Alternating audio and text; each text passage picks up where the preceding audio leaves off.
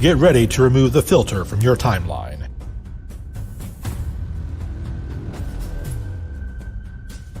Get ready to break the censorship of social media.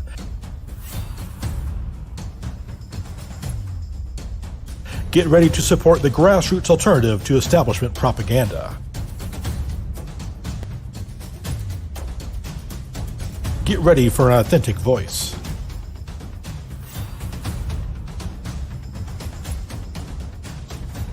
Get ready to resist cancel culture.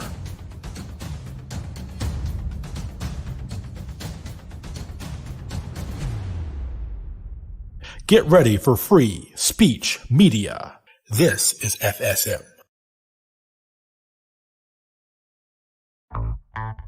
From the heart of trucker America, my boy Reed Coverdale, host of The Naturalist Capitalist. As the left becomes less religious, they become more statist. And as the right becomes more religious, they still become more statist. Whenever you add government, you by default remove community. But it actually starts with Bush, right? Like in 2006. That'd be the most satisfying, like, chair shot, ka-chunk. And I have no intention of keeping any promise that I make. The radical messaging is almost more pragmatic sometimes. It's bad that the state is as big as it is.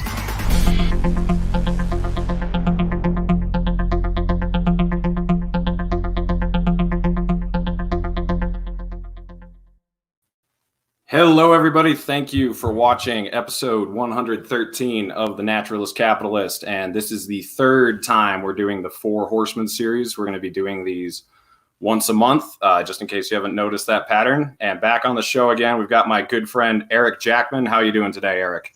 Reed, I'm awesome, and I've been looking forward to this. So psyched to be here. The Four Horsemen ride again. And we have Palestinian freedom fighter Ryan Dawson joining us. How are you doing today, Ryan? I'm good, man. I can't believe we've gotten 3 out without you getting censored yet. I know, it's impressive. We'll see if Truth is anti-Semitic, Reed. Truth is anti a lot of things. And we have a special guest today. He's been on the show 3 times, but I'm glad he was willing to risk what's left of his reputation to come on with the 3 of us. Dave Smith, how you doing, Dave? Oh, I'm doing good, and I'm happy to be here. Whoa. Four Horsemen, you gotta have flair. So. Look, man, I'm just after that flyer, I'm just happy everyone has a shirt on. Oh man, yeah. Go check out. I had to wear this one. Boycott's a very libertarian solution. Mm-hmm. That's the one they're afraid of and freak out against the most. So, Dave, you've been really making the rounds since you came on my show last time. You went on Joe Rogan and you went on Tim Pool twice, I think, and you've been other places too. You've been on Fox News. You were on Greg Gutfeld. So, you feel like you're growing in popularity? More and more people hearing your message? Well, I feel like if we're going by the order of events, it looks like your show launched me to the moon there. So I appreciate the bump, and it's been a good little stretch. And now after getting on all these platforms, I'm really starting to see Israel's side of the whole conflict. Reed, I did the opposite, Reed. I started on a big and ended up on your show after I got banned on everything. I was thinking that he got banned like 2 days before he came on my show the first time. Ryan's the only guy who has freaking 50 million total views on his videos. It is now basically like this is his outlet to get his message out there. we got PeerTube and stuff. We're building up again. It's just whatever, man. It's 5 times on YouTube, and then it was Vimeo. We also stole my money. And then I had a t-shirt company, and they walked away with money. And then I got kicked off PayPal, kicked off Patreon. I was banned on AOL back in the day, even. You were banned before it was cool. I know. I made it cool. I got banned on MySpace. I got banned. Yeah. You were banned before that was even a known thing that you could be canceled, before there was a term for it or anything. Yeah, when people were like, the ad apocalypse, I'm like, you guys had ads?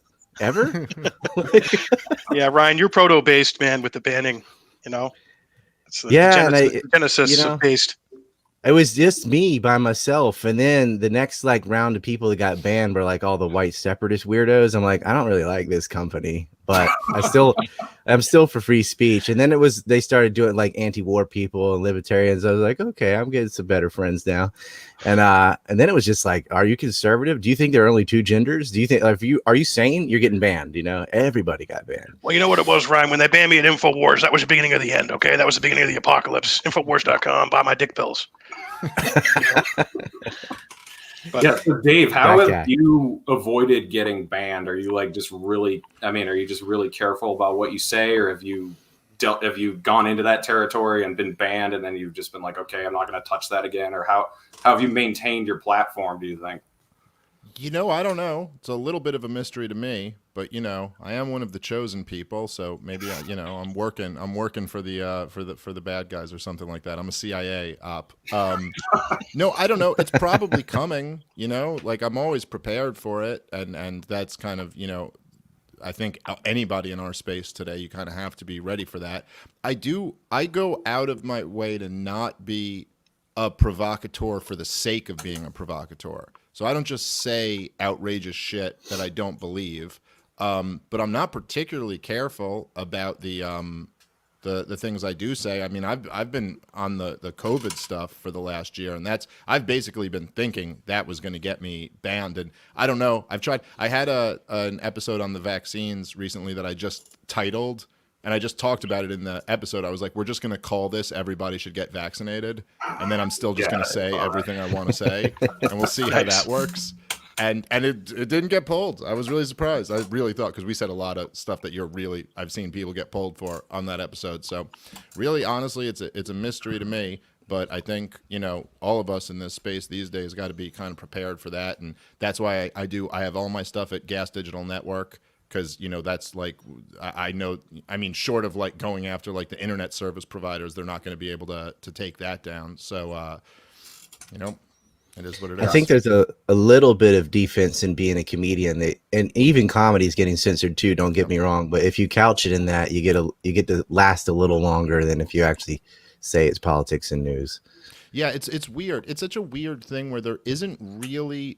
It's very hard to decipher the exact science between who gets banned and who doesn't. You know what I mean? Like there are people who lasted, even if they have been kicked off, people who lasted way longer on like Twitter and YouTube than you would have thought that they would have. I think Richard Spencer was on Twitter till very recently, and he was like, if he's even off, I don't know. He's a Biden supporter though.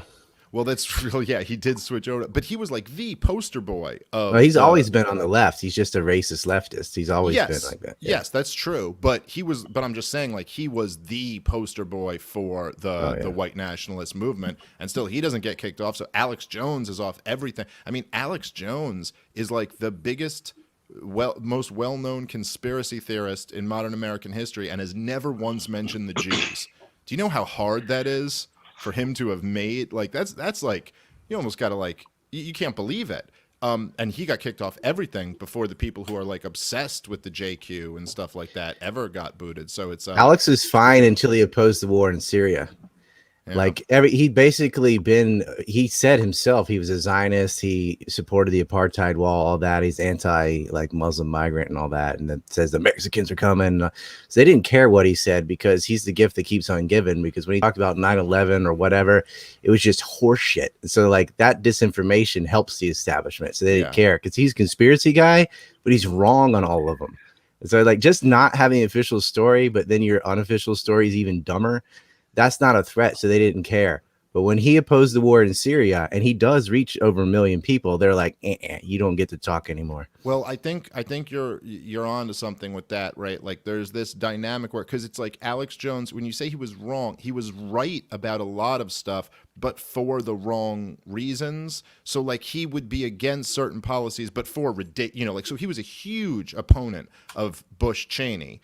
So he was kind of right on the issue, but then the reasoning was all ridiculous. And the way that kind of suits the establishment is that then as soon as anybody starts going, as soon as you start going like, look, they wanted to invade Iraq in the 90s, and all these neocons had these plans way before 9/11. People go, oh, what are you, an Alex Jones guy? Or so Right. it almost serves as a tool to dismiss anybody else who goes down that road. But I think a big part of it was also just his real support for Donald Trump, and the fact that Alex Jones has a base of listeners that were.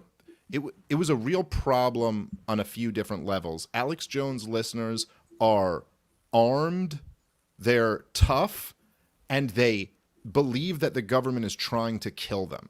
It's not just like, oh, we prefer the Republican to the Democrat or something like that. He was really talking to a group of people and telling them to get behind Donald Trump. And yeah, I mean, he was really good on the whole Syria thing. So it's quite possible. I think we had some influence on that one. I think my favorite was when he went up, when they cut him loose on The View, and he was defending Charlie Sheen's honor. He was like, Charlie Sheen didn't take down Building 7 here in Iraq. Charlie Sheen didn't murder 1 million people. Charlie Sheen didn't bring down Building 7. I mean, folks, come on. Charlie Sheen, he's doing well. He's clean. Infowars.com. Like, they cut him loose on The View. But I mean, Alex Jones, he people like Jerome Corsi on Infowars, and they always claim to be getting a pipeline of information from like Israeli intelligence and Mossad type people. So who knows what that's all about. So when you say, Dave, like he wasn't canceled or didn't talk about like Zionism, like hardcore, go hard in the paint with them, probably a lot of people who are pipelining him information, are in on that. Yeah.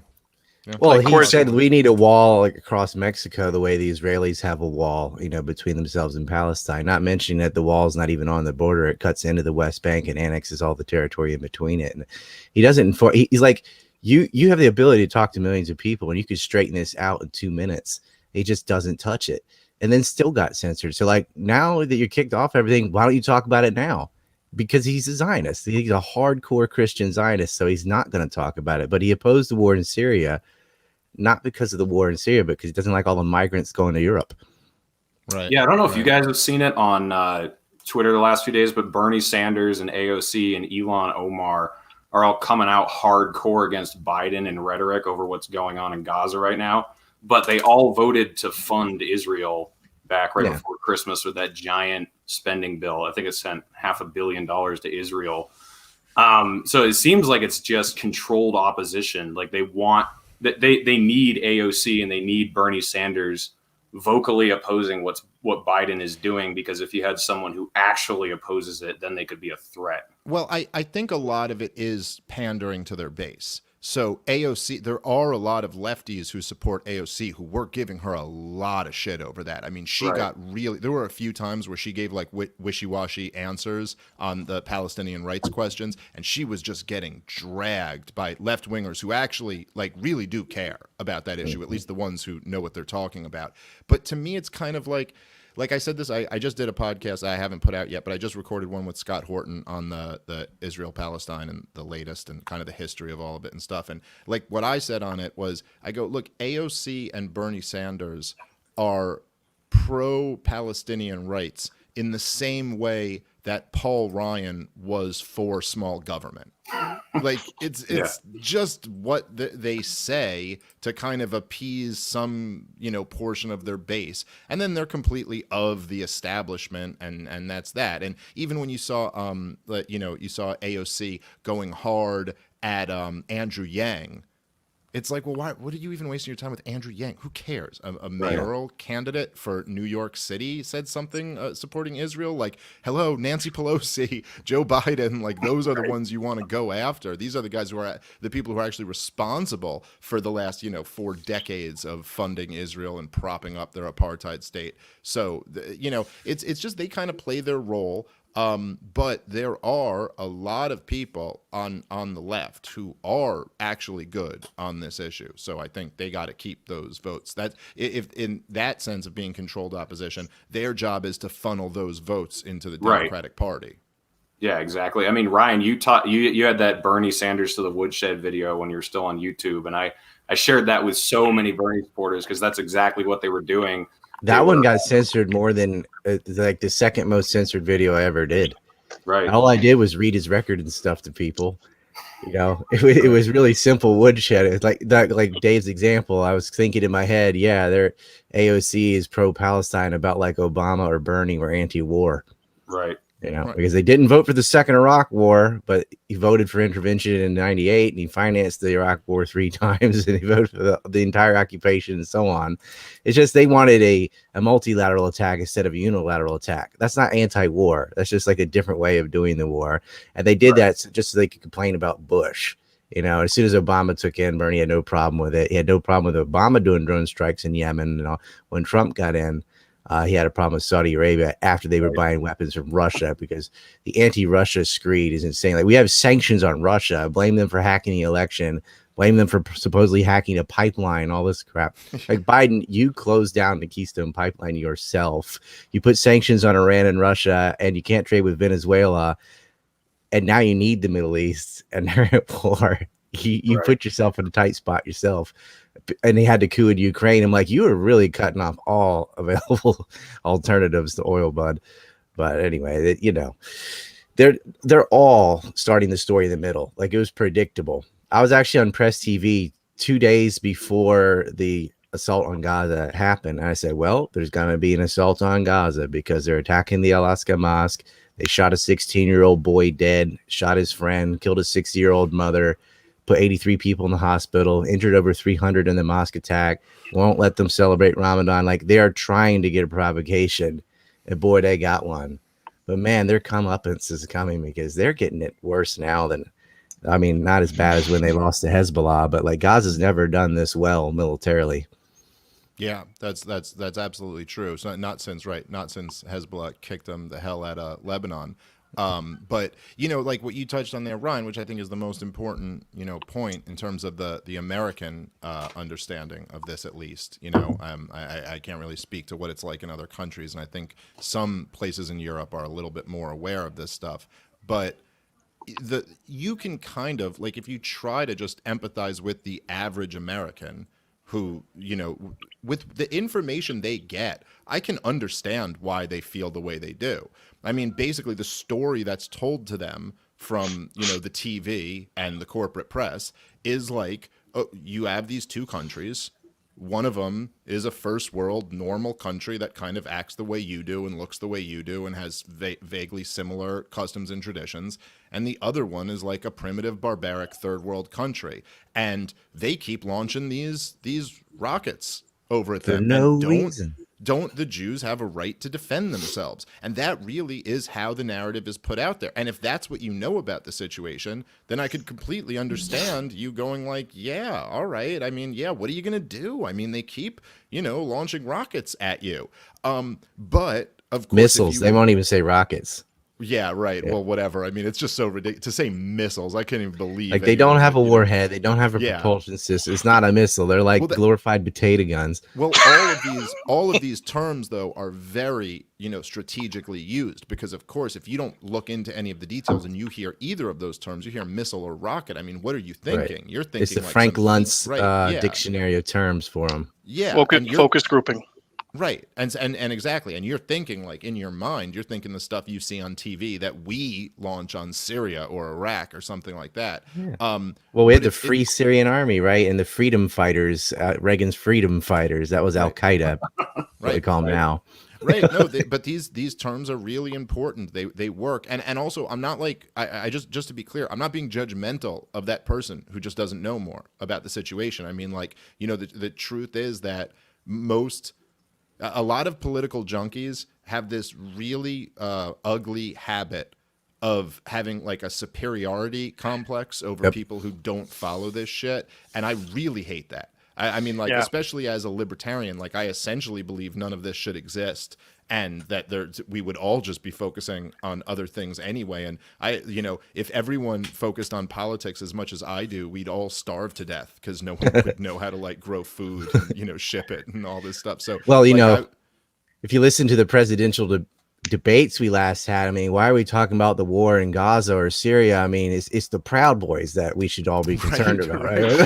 They Proud spend more Boys. time on the Proud Boys than all foreign policy anywhere Yeah, combined. QAnon came up a couple times. Stand by and stand back, Proud Boys. Yeah, wish you could tell Israel to do that, right? Yeah, IDF, stand down and stand by, please. Stop shooting those kids in the balls.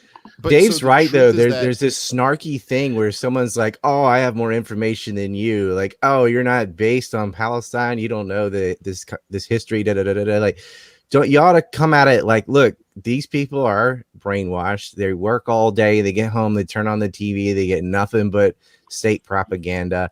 And you ought to say, "Oh, no, no, no," and give them other examples like the Iraq War or something else that they do know is bullshit. You know, whether if they're older, you can talk about Iran Contra, like remember that whole thing. And yeah, they're lying again. Let me tell you what's going on. You know, without the snarky attitude. No, That's what I've been exactly. doing. And also, you can just, I'm sorry, Eric, but just, you can also look, a lot of the right wingers who support Israel, what they're doing, and understandably, is just being reactionary, because that's what right wingers do. So they're being reactionary to the AOCs and to the Bernie Sanders and the left wingers who are wrong about everything else, and then are telling them that Israel's the bad guy. So they're like, yeah, they're probably wrong about that too. Yeah, they just blame the white group, or they just blame the Western group or whatever. But what I think they also are doing that though. Like the only reason they oppose it is because they see it as white and Western, and they hate that. They don't really have any principles.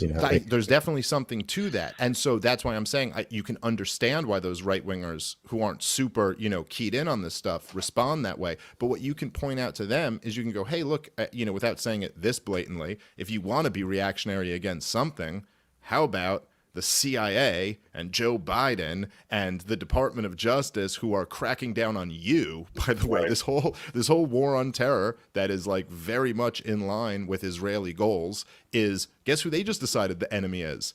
Oh, it's not Al Qaeda anymore. We're fine with them now. Working people, right wingers in America. So if you want to react against something, that's right there for you. But the truth is that if you really just told people, without even like all of the details, but just the broad strokes of what the story is here, no one would be able to frame it as a question of whether Israel has a right to defend themselves or not. Right. And that's the way it's being framed right now. Like, that's the question that's being asked in the corporate press. Well, don't you think Israel has a right to defend themselves? Which is like the most, I mean, it would literally be like if what counts as offense? Well, like if an right, F-15 blowing up an apartment building isn't offense, like what is offense? If it's like if Ryan rented me a room in his house, and then some outside body that Ryan's not a part of at all and doesn't recognize, like some VFW or something that I'm a member of that Ryan's not, declared that the house was 50-50, both of ours. And I was like, okay, we'll just split this up. And Ryan was like, whoa, I wasn't a part of this deal. I was just renting you out a room in my house. And then I'm like, okay, well, I have some guns and I'm going to force your kids and your stuff all into this half. And then over the years, more and more and more and more. And then I'm like, what the fuck? You're not even paying rent. And he's like, well, God gave it to me. Yeah, and then I won a fist fight with Ryan in 1967 and put him in the garage. And every time you go, well, why does he have to live in the garage? I go, well, remember that fist fight in 1967 that I won? That's why I have a right to dominate you and keep you in a garage. And his French and British friend helped in the fight. Right, yeah, right. And I got some backup. A whole bunch of backup came in. A whole bunch of French money, provided the weapons. Yeah. So, and then, like now that he's in the garage and I raid it out every now and then and just like assault his kids, sometimes I'll just snatch them and bring them out and maybe return them, maybe not, and all of this. And then the question, and then Ryan, punches me one time when I go in there and I go, hey, dude, don't I have a right to defend myself here in this situation? You're like, yeah, well, that's not really the way to look at this. The way to look at this is 50 plus years of aggression. And that's just what the situation is, I bring up neutral examples like Japan occupied Korea for about 50 years, really, like from 1906 to about 1948 or so, and which is when Israel starts. The Koreans that were resisting the Japanese in Korea, right, where it's totally occupied, they just colored it in Japan on the map, right? Like you couldn't say Japan is defending itself, right? When you cannot simultaneously colonize your neighbors and act like you're on the defense, right? Or the American Indians, or so you bring up some other example that doesn't have religion involved, because that's what turns off people's brains. They're just like, yeah, but and then you got to get into the whole history, and then it's because to me, King David's about as real as King Arthur, and you can't really historize it. People take, even if they're an atheist, they still have this fictional history in their head. It's total bogus, but you don't want to get in the weeds on that. Just say, let me give you some different examples. Like, here are places that have been occupied. Was this wrong? Was that wrong? Is colonization bad? Okay, then, well, you have a bunch of people from Europe, and that's where they're from, that went to the Middle East in the end of the 40s and just took land, private property away from people exclusively for their ethnic group. Like, a settlement is Jewish only. No one else can live in them. And it's squatting on land that is way across the demarcation line. You can't do that. Could you build white colonies in Mexico? No, you couldn't do that. Could you bulldoze down someone's house? Well, actually, yeah, I mean, it's called Texas. No, I'm just kidding. Well, what I've been doing, like you guys said, Dave and Ryan, you don't want to have a holier than thou, I know more than you attitude about this. So I know people are visual, and like you said, Ryan, they don't have a lot of time. They're working full time. They have other shit going on in their lives. I've been sending people 10, 15, 20-minute clips of like Norman Finkelstein talking about it, Blumenthal. I send them Gaza Fights for Freedom by Abby Martin and Empire Files. That lays some great context for people who don't know a lot about this issue, don't understand a lot of the nuance. And like you said, Dave, they just see it where it starts at the point where Israel's defending themselves. And that's it. And that's where the coverage starts. So I've personally gotten through to a lot of people in the last week by sending them that and saying, these are sources I personally respect, and not jumping down their throat and coming down on them for not having a nuanced view of it or understanding what's happening. Yeah, I think this kind of speaks to what you and I are trying to do, Dave, with the liberty unity thing, is that different messaging is going to reach different people. You know, like so many people want everyone to have Justin Amash's approach or your approach or Scott Horton's approach or choose your libertarian. Like, they want everyone to talk that way. And it's like, well, you know, some people are going to be turned off by me. Some people are going to be turned off by you, some by Eric, some by Ryan. Like, different people reach different people. Like, Rand Paul, he's not that popular with libertarians because he's kind of milquetoast, but he's the guy who brought me into all of this. So a lot of people are short-sighted and they think, I came in this way, everyone else is also going to come in that way. And, you know, that's like, no, the whole point is, if we're all selling the same product, you know, if we're all out selling wrapping paper or knives or whatever for some fundraiser, we're going to have different approaches. You know, if you're a comedian, you might try to be kind of funny when you're selling your product. If you're, you know, I mean, depending on your personality, you're going to have a different approach. Well, so I completely agree with that, right? Like, different things sell to different people. But just a couple points on that, really. Number one, the thing about Rand Paul, and I think this is one of the most frustrating things about him, is that he's actually not milquetoast when he's at his best. When Rand Paul's at his best, he's like fire. Like, he'll really like say with some Fauci shit. and stuff. Yeah. I mean, look at him choke slam Saint Fauci through the table.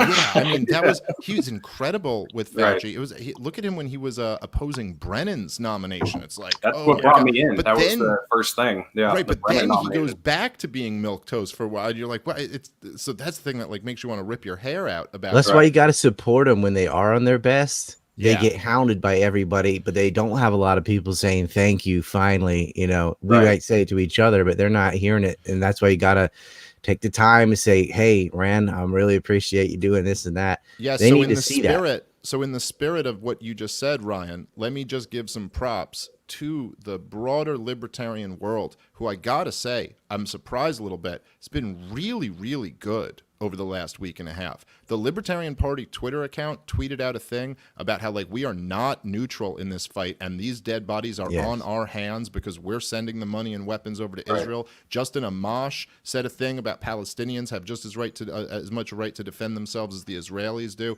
So even, you know, in the more, you know, the libertarian messaging that I sometimes am known to complain about, I was really, really pleased that they had some courage and were willing to, like, you know, say the right thing in this moment. So that is, even the people who have different styles that approach to different, you know, audiences, I appreciated that they were all pretty good on this. Right. Robert and Lakesh and I made a music video about Palestine, and I made one. The most censored video I ever did was called Palestine RIP. RIP stood for Reality in Israel and Palestine. It was just a short music video, and it was just showing the kids and the, you know, things. You can never put that on YouTube now, But back in 2006, before Google bought it, it was allowable. That thing was on fire. It went around, you know, it was short. It pulled on your heartstrings. It had the film, but you kind of got to get your foot in the door with something quick and easy like that. And another one I recommend is my debate with an IDF soldier, because I'm off the floor with them. But you hear all the excuses defending themselves, and you get to hear a response. And so when someone's ready to sit down and listen to something for like an hour and hear every single MSM talking point and the rebuttal, and then see the IDF guy get triggered and lose his cool, that's a fun one to get. Is that still up? It's not on YouTube anymore. I have it on my website. I can send it to you. Yeah, I'd love to watch that. I would. I'm gonna release all those again. I had debated a Christian Zionist from Harvard, and I annihilated him. And then I had the IDF soldier, and he was very calm in the beginning. Like, this is the dude they chose to do debates, right? But I got under his skin, and then I was talking about how they stole the land, and he was so mad. He's like, "We didn't steal it, we took it." I was like, "Gotcha." Gotcha. It was that few good men moment, you know. It's like, you don't want to handle the truth. He just admitted it. I was like, you just said the quiet part out loud. Well, like, it's it's a very difficult. So I was saying when I was talking to Scott the day before yesterday, when we recorded, and I was saying it's one of those things where they're very, they intentionally do this thing where they kind of like, they speak out of both sides of their mouth. It reminds me of like with the war on terror in general, where they'll say, whenever it comes to the legality of the wars, they'll claim they're not wars. You know, they say, well, these are just military actions, so we don't need authorization from Congress. Right, because then they're enemy combatants and not POWs. Exactly, right. Like, but when it comes to robbing Americans of their liberty, it's like, well, we're at war. So now it is a war when when it serves them, it is, and when it serves them, it isn't.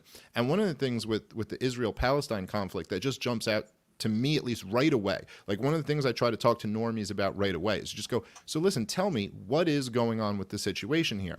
Because you say on one hand that you believe in a two-state solution somewhere off in the future. Like, this is always what everyone says, right? Like, at some point we could have a two-state solution. And yet right now we have to support Israel because they're the only liberal democracy in the region.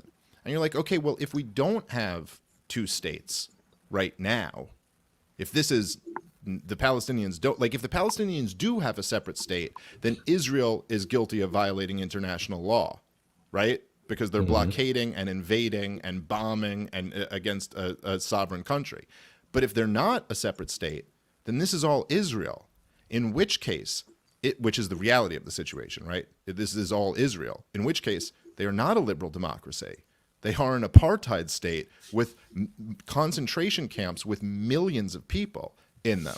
So which one is it? But you can't like keep switching back and forth. I mean, like, it has to be one or the other. And they try to play this kind of trickery with you, but it's very easy to just kind of, nail them down on this. Like, well, which one is it? Well, if it's one state, Israel's killing its own people. It's a giant civil war, right? Exactly. And even, of course, the Muslims who are, in Israel, who are, technically citizens, are not, do not have the full rights that Jewish citizens have in the state. So there you go. And the other thing, that's like funny to me, and because I've gotten a lot of shit over the years for like talking to people on the alt-right or something like that. And, as I've said, I mean, I have a lot of disagreements with the alt-right. I don't particularly like those guys, and I think they have really bad views on a lot of different stuff. But it's always funny, and this is one of the things I got in trouble for, was when I was me and you have talked about this before, Reed, but when I was breaking down that Ben Shapiro, gave this whole speech about Nick Fuentes and how awful he is, and you're sitting there and you're just kind of like, I mean, who is a neocon to judge an alt-righter? Yeah. Like, you're just the alt-right for Israel. You're just the alt-right, except you actually have the power. Like, what you want is actually happening, whereas they just have some ideas that they wish happened that are never going to happen anyway. So who the hell, like, seriously, I got to sit here and talk to some neocon about how awful it is because they deny a genocide that happened in the 40s? Like, you're denying a genocide that's happening as we speak. Ben Shapiro's adorable, though. He's like a cute little Zionist piranha. He gets a lot of powers from his yarmulke. The truth doesn't care about your feelings, Dave. Facts don't care about your feelings. Okay? He doesn't do well when he talks to other adults. Like he's always going to some high school where he just owns some 15-year-old who's nervous and talking on the microphone for the first time. Right. But every time he's had a grown-up, it was a great interview he did. I think it was in the BBC or something. And he called a conservative a liberal. And he's like, if you knew who I was. Yeah. And Tucker Carlson even owned him. And it's just, I mean, you're a lawyer. He's got such a chip on his shoulders. He's going to go back to like high school gymnasiums and just, flatten some stupid SJW. It's like, great. You found someone even dumber than you. Like, wow. But then, he's a total Zionist. Like I was like, okay, you sounded good in your rhetoric, except then you've got this giant hole. Like, well, not us. We that's our land. God gave it to us. Imagine, right? Having your whole like calling card. Ooh, there you go. God is not a real estate agent. But imagine your entire like your like business card on it, right? What Ben Shapiro made his name off of is I am against identity politics. Right. And then also being a Zionist. Right. Yeah. Just try to wrap your head around holding those two, positions and not seeing the hypocrisy in it. Yeah, the other thing I love that you point out so much, Dave, is how the right wing just opposes the stupidity. Like that's kind of what Ben Shapiro does. Like he's anti-woke, but he's funneling people in the same horrible direction that a lot of the woke people are trying to do now too. Because the corporations have caught onto the woke train. Like they used to use the neocon train, but now they're using the woke train, like the CIA ad that came out a couple weeks ago. I'm sure you saw that. I thought that was from The Onion or something. It was so bad. I thought it was Babylon B. No, that was real. I can't tell the difference between sarcasm and actual stupidity anymore. But the thing is, they get so caught up in the stupidity instead of like, what the fuck? The CIA is trying to get woke people to join their ranks, where that's what's really bad. They get they get into this culture war over the stupidity of like Dr. Seuss or I don't know, gender pronouns or whatever, and They've been doing funding. And this isn't new. They did it to the right wing first, the whole culture war thing, and it's great because I mean, it's really brilliant propaganda. You almost have to like tip your hat to them, because what you do is you make one side, like plant a flag in these cultural positions, and then the other side just reacts against it. Right. And then you can just have them play off of each other. And meanwhile, no one's focused on the real issues. But in post World War II, like the old right, Murray Rothbard writes so much about the old right. Like he was really enamored with it, and he probably makes it a bigger thing than it actually was, but there really was a pre-World War II right wing. Like that's where the America First thing comes from, right? That there was like something like that. That was the Jeffersonian ideal, right? But there was the Robert Tafts, who didn't even want us to be in NATO or a League of Nations or any of this stuff, and they were really very non-interventionist, and they were really into like sound money, and I mean they were protectionist for sure, but it was very much like limited government, and this is what the American society is about. And when the National Review came in and really started making the turn into like we have to be cold warriors, what they loved to focus on was the cultural stuff. Right. It's like, no, don't worry about like sound money. The problem is that there's homos out there, like all this the stuff. Frankfurt School. Yeah, Frankfurt. Yeah, right. Like that's Sir Charles put it best. Charles Barkley. He's a great philosopher. He's also a basketball player. He said, because he puts it so bluntly too, Sir Charles. They were trying to get him in on this identity nonsense, and they're talking about the NBA and racial bullshit or something. And he just dismissed all that. And he said, no, this is what they want to do. They just want to scramble the middle class. Just whip it up some bullshit and get us all at each other.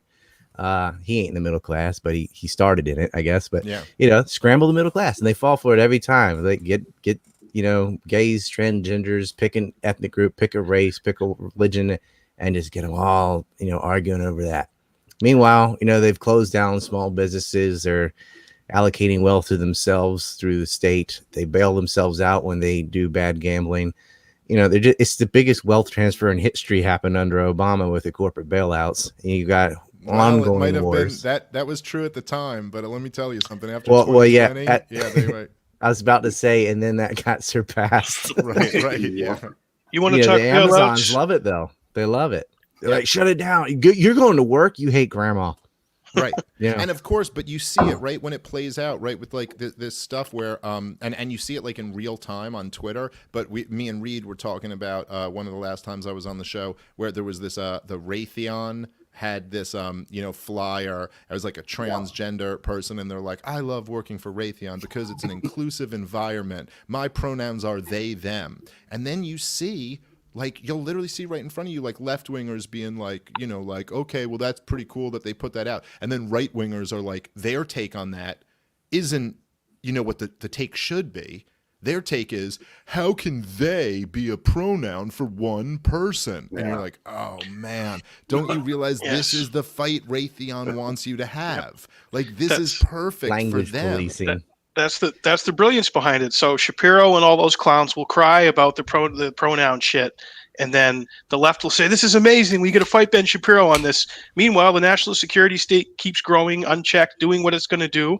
We drone bomb innocent people 8,000 miles away, but we got all the plebes fighting each other on this bullshit, and they're still up here at this level playing that game, and no one pays any. We're paying attention. Eric, libertarians are. That's right. Jemima on the syrup. Look, now, if anybody's playing right. the Ted Kaczynski game, it took me 44 minutes to bring him up, but I gotta say it: the System's Neatest Trick by Ted Kaczynski lays it all out perfectly. 30 years ago of everything we just been saying, but they get these people all whipped up in a frenzy fighting the battles of yesteryear. So they're still they're condemning slavery. Well, duh, like that's already been resolved. So going around and saying things that are completely safe, and yet these same identitarians that are supposedly so anti-racist or whatever, like you can kick hate Nazis all you want, because that war's over and nobody disagrees with you. Like you're gonna get more unanimous consensus on that than anything else. Like everyone agrees that was bad. But when the Israelis are colonizing Palestine, well, they're going to shut their mouth because there's actual consequences if you oppose that. There's no consequences to kick David Duke in the nuts or whatever. It's like, Ryan, we get it. Did you hear what Biden said about Aunt Jemima? He said, No. listen, man, you know what we're going to do with Aunt Jemima? We're going to take her off the bottle of maple syrup. We're going to put her on a $20 bill with corn pop. All right, I'm serious, man. Poured it on his leg hairs. Pulling on my leg here with the cockroaches and the black kids in the pool, man. I'm serious. Corn Pop was a tough dude. Come on, man. Come on. That whole Biden speech, sorry. Israel got my throat. That whole Biden speech about the pool and stuff was just him, completely no awareness. He just wanted to say, back in the day, I got in the swimming pool with black people.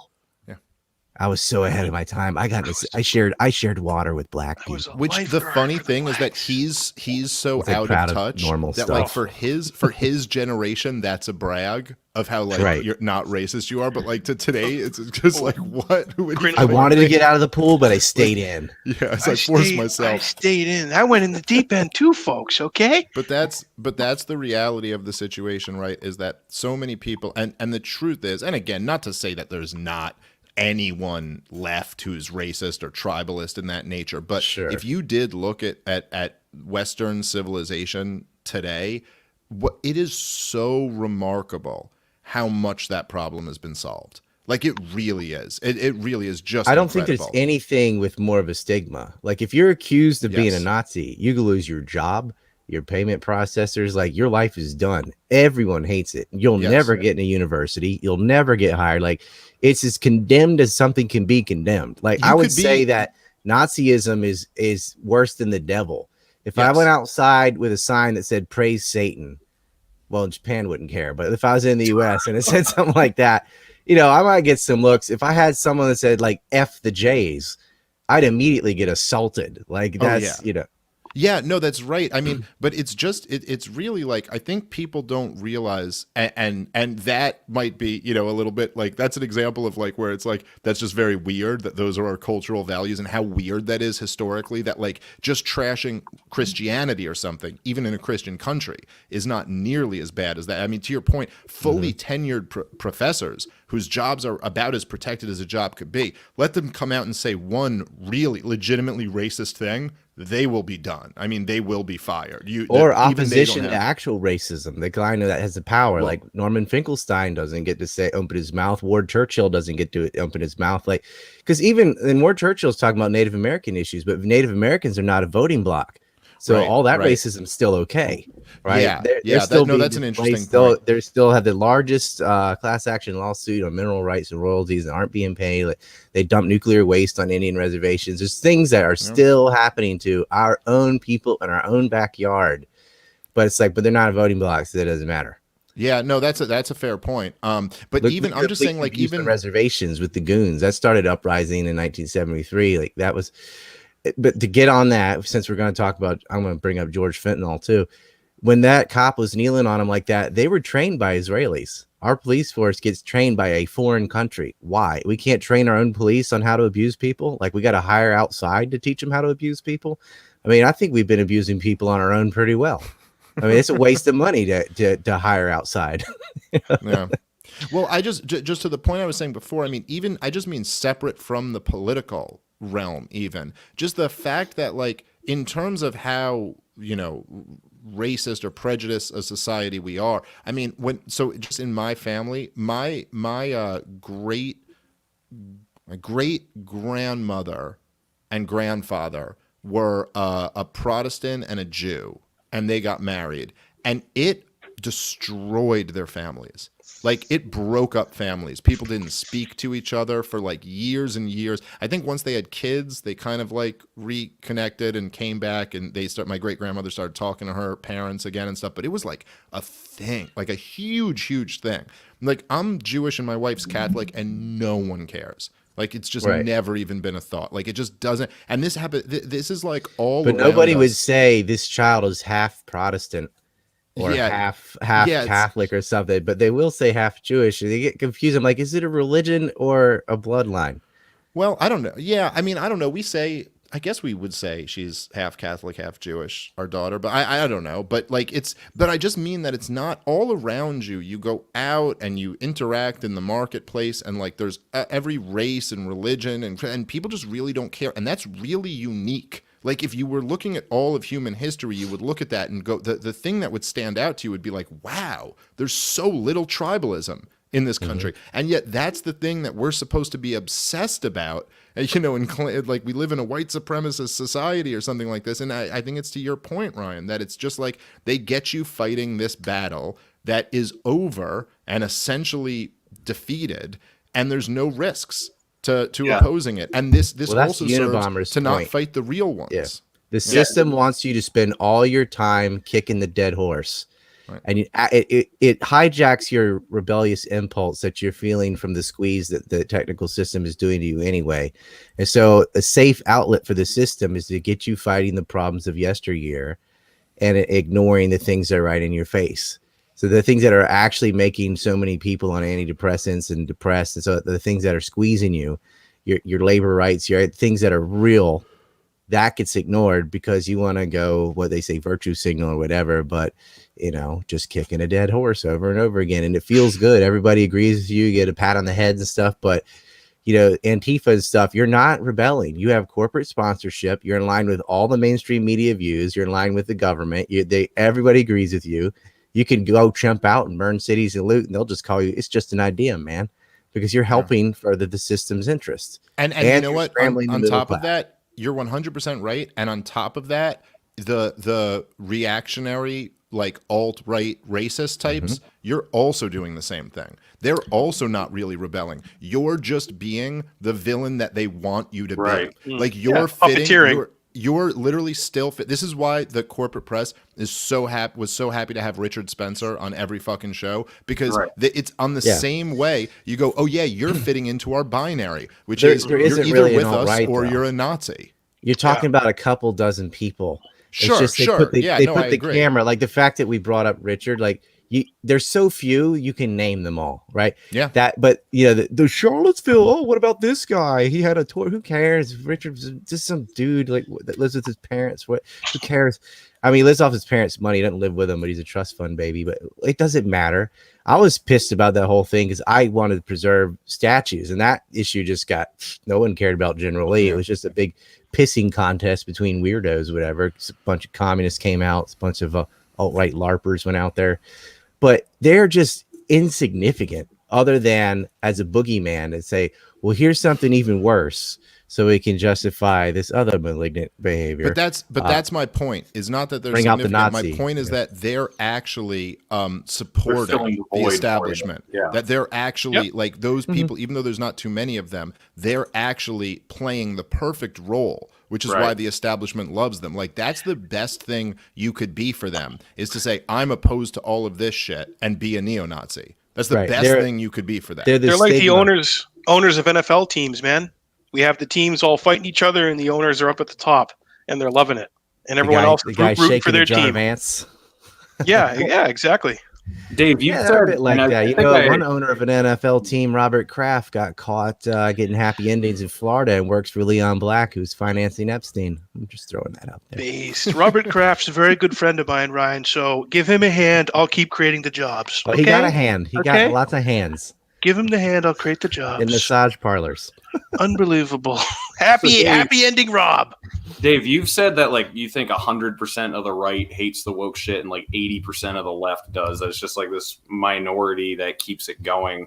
So do you think that that's eventually going to boil over and they're going to be ignored, or since they have such a giant apparatus behind them that's fueling all of this, that it's going to continue for a long time?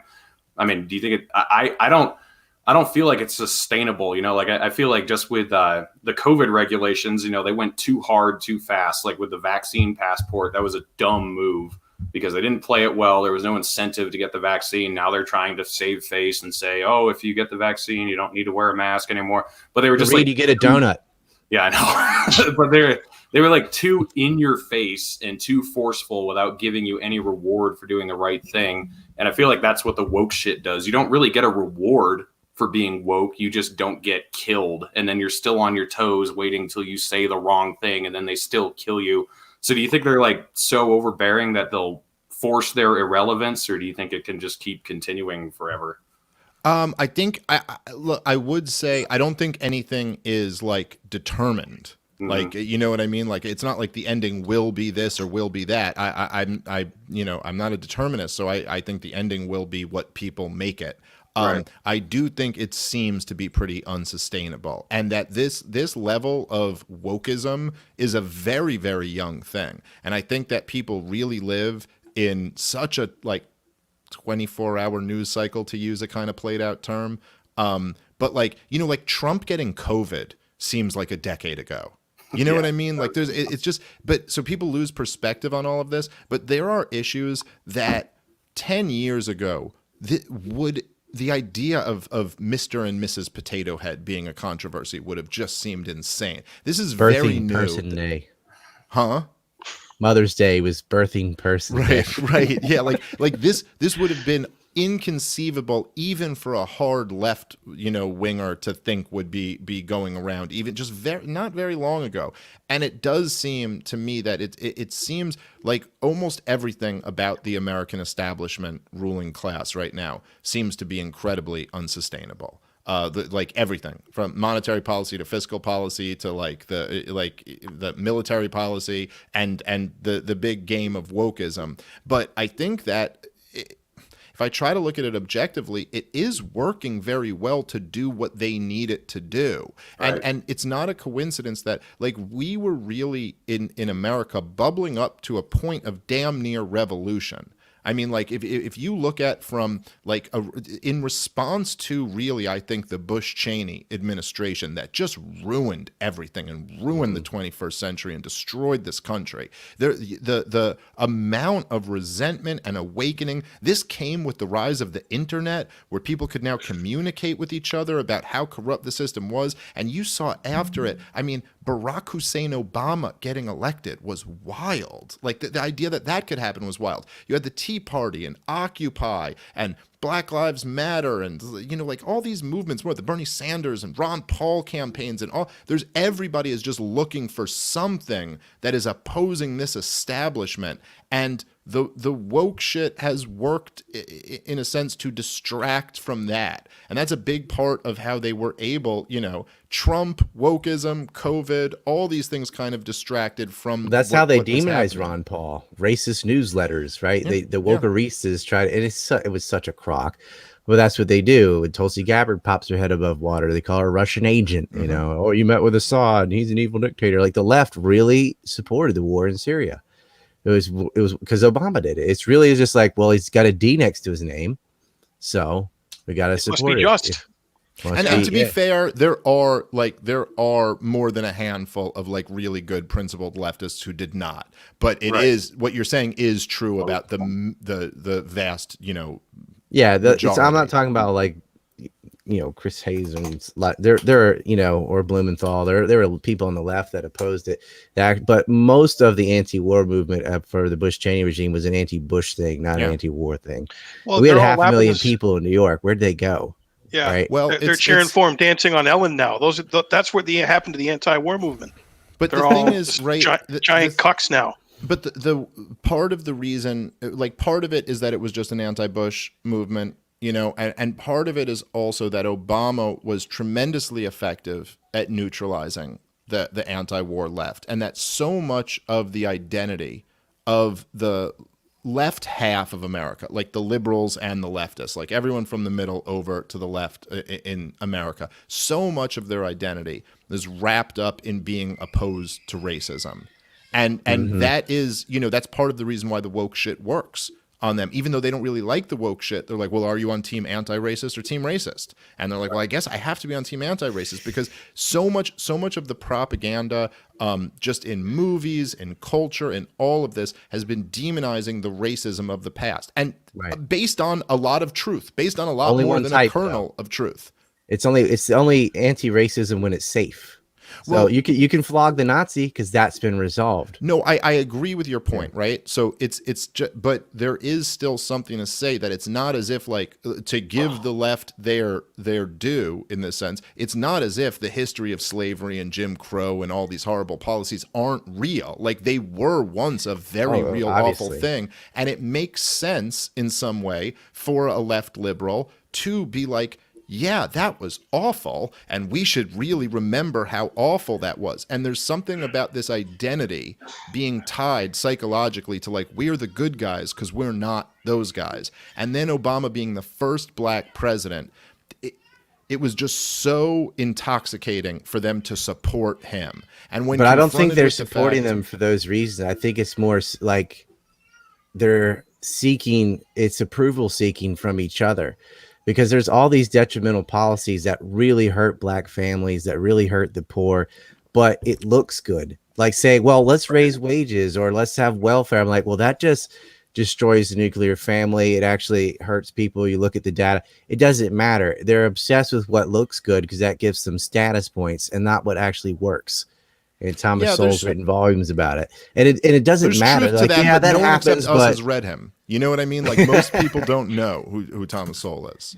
Well, you can point it out and say, look, there were more black families, or more any families intact, you know, closer to the legacy of slavery than after. That is because true. You're subsidizing broken homes. Where you're going to pay baby mama to kick dad out of the house, they will. And not having a father has a lot of consequences for children. And welfare, I mean, how many decades do you want to try it before you're going to acknowledge it doesn't work? Like we're having shortages right now because of all the COVID bucks. I'm like, yeah, well, if you pay people to sit at home, then they're not working, not producing. If they're not producing stuff, you don't have stuff. It doesn't matter if you have money because there's not going to be stuff to buy. We're having lumber shortages, gas shortages, chicken and pork. It's like, well, that's because even when you allow restaurants to reopen, no one's going to go to work because they can get paid to do nothing as much as they can to work. And so they're not going to work. And when you don't have working people, you have less things to buy and sell. That's why socialism always fails. You're going to run out of other people's money. And when you pay people not to produce, then you don't have any production. Yeah. Simple. Yeah, 100%. And they can see it, but I want my check in the mail. It's so short term, instant gratification, you know, and that's that. Yeah, well, a lot of that's because you actually the truth. You're right about everything you just said, but usually you have to read a book in order to understand that, and most people don't. And most Right. people can just understand on the very surface. Well, if I get a check in the mail, I'm going to have more money than if I don't get a check in the mail. But it used to Speaking be of, you could just graduate from middle school and you could learn that. Like, gee, Yeah. what would I do? I mean, you could just see it around, like people collecting unemployment. Why? Because I can make the same money doing that as I can with the job I had, except I get to keep all my leisure time. And there are solutions to that. You know, what we do over here in Japan, like, because it's okay to have social programs. Some people, you lose a job, you need something in between or whatever. They figured out if you want to help people but not create the problem I just explained, you put them on work fare, which Locke Faircloth, senator from North Carolina back in the day, proposed, but it got shut down. Here, they'll give you, some welfare, but you do not get to sit at home and do Netflix and video games and stuff. You got to go out to the train station with a bunch of toilet paper with ads on it and just sit there and go, oh, see what I'm saying, and hand it to people all day. They give you a pointless job, but the point of the pointless job is you have to do something to get this money. That's interesting. You do not otherwise, because otherwise you're like, if you pay people to sit at home and let them do whatever they want, that's what they're going to do. And they're not going to even try to get a job. But man, if you're out there and you're like, man, I got to sit here 6 hours a day, handing out paper. This sucks. But at least I get my money. I'm not going to starve or whatever. They are taking care of me. But you're like, man, the day I'm not giving paper, I'm going to go find a real job. Yeah, you're going to be making moves to not do that anymore. Right. And put them on work fare. Yeah, we're paying people to stay home here, so it is really destroying things and moving in a really bad direction. But I'll say what's happening now in the Middle East. If we don't have a megaphone right now and something to promote cutting off foreign aid and picking winners and losers around the world, I don't know when libertarians and people liberty-minded people are going to have a better opportunity. Well, the thing is, like Ryan was saying, I kind of agree with him that the left seems more like patting themselves on the back than the right does. I mean, I think the right does it to a point too, but the left is worse at it. And when Trump was president, except for like the people that Dave was talking about, like the select handful of people who were really actually good leftists who opposed Trump for, what he was doing in Yemen and, all that stuff. Most of them just hated him because he said mean things on TV. And I know Ryan and I disagree on this. I don't know what you guys think, but I actually wanted Trump to lose because the people who were going to go back to brunch, they were never on our side in the first place. They were completely useless. They were just out there with their vagina hats and, complaining about stuff that really didn't matter. And so now that Trump is out and Biden is in, there are actually a lot of dissident right-wingers who really believed Trump was who he said he was or wanted him to be who he said he was, because there was some good stuff about what Trump said he was. And I think they saw him turn his back on them toward the end by signing that stimulus bill before Christmas and not pardoning Assange or Snowden or any of that. And a lot of them are starting to wake up now. He can't pardon Assange. His crimes are in Europe, and Snowden was never charged with the crime, so you can't pardon somebody that wasn't charged with anything. I mean, he sucked, but he did get out of the Paris Accord. He did lower the corporate tax rates. He did stick it to China. He did get in any major military adventures. Like, he's better.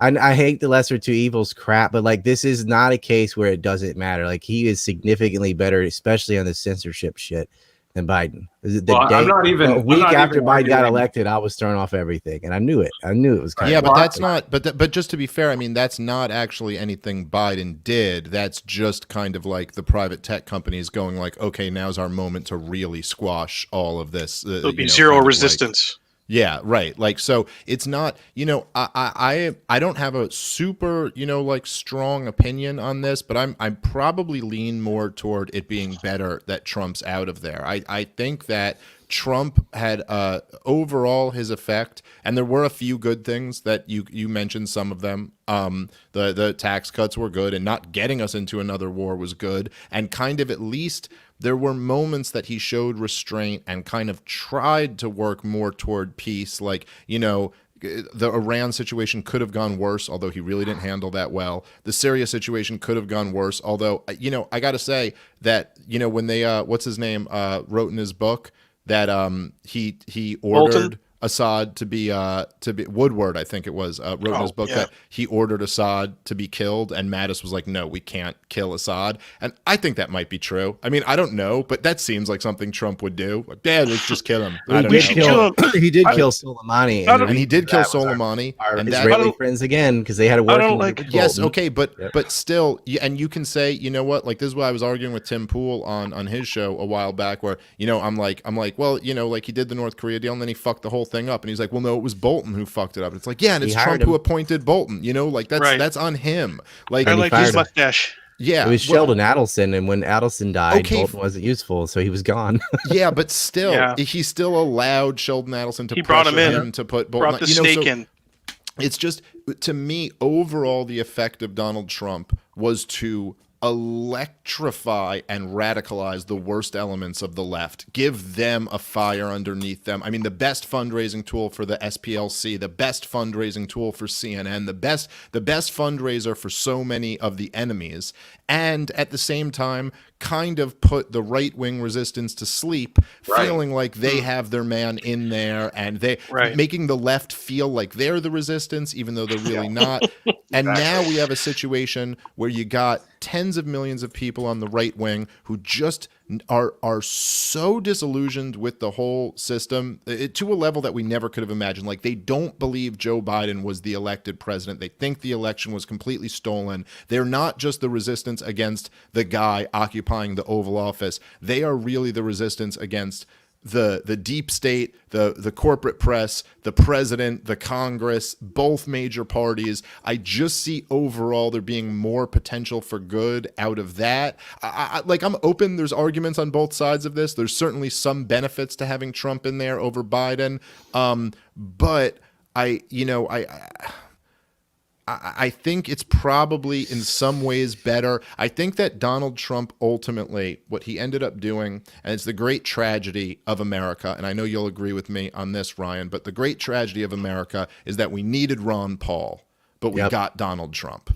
And so everybody was so, we were so like angry at the establishment, and we needed the guy who could really challenge the establishment. But instead we got Donald Trump, who basically didn't know what to do. I mean, dude, the fact that he appointed Douglas McGregor to be the top advisor in the Defense Department after the election, he gave him a month and a half to work with, and he tried to get those plans together to have a full withdrawal, and it ended up getting shut down. But like, dude, if you know to put him in there, you could have put him in there day one. I mean, and probably the NSA would have spied on him and ruined him and gotten him in jail or something. But still, the point is, he didn't even really have a strategy. And I think what he did for a lot of Americans was he gave the establishment one more chance.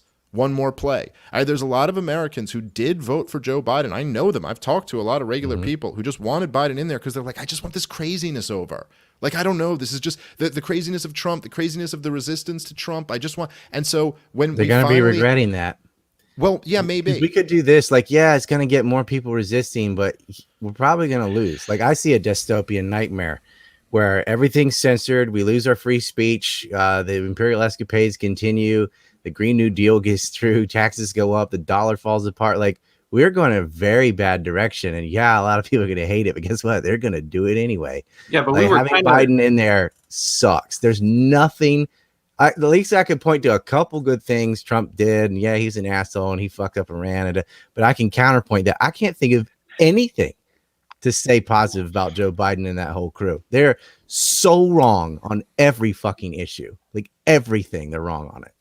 Yeah, I don't disagree with you on that, but it's kind of back to where where we've been. I mean, Donald Trump, it really is kind of around the edges. If you look at like the major issues, the most important issues, Donald Trump was pretty much wrong on all of them too. I mean, well, he was yelling in the debate, you're going to find that Saudi Arabia was involved in knocking down the towers. And then he gets in there and he fucking sells them billions in arms, and they continue, what they're doing to Yemen.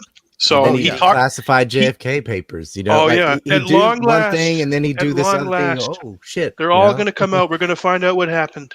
And the real problem with Donald Trump, really, right? At the end of it, it's like everybody projects their own thing onto Donald Trump, right? So the left wing projected this like literally Hitler thing, and then the right wing projected this like savior thing. But really, you know what the problem with Donald Trump is that he's just fucking Donald Trump.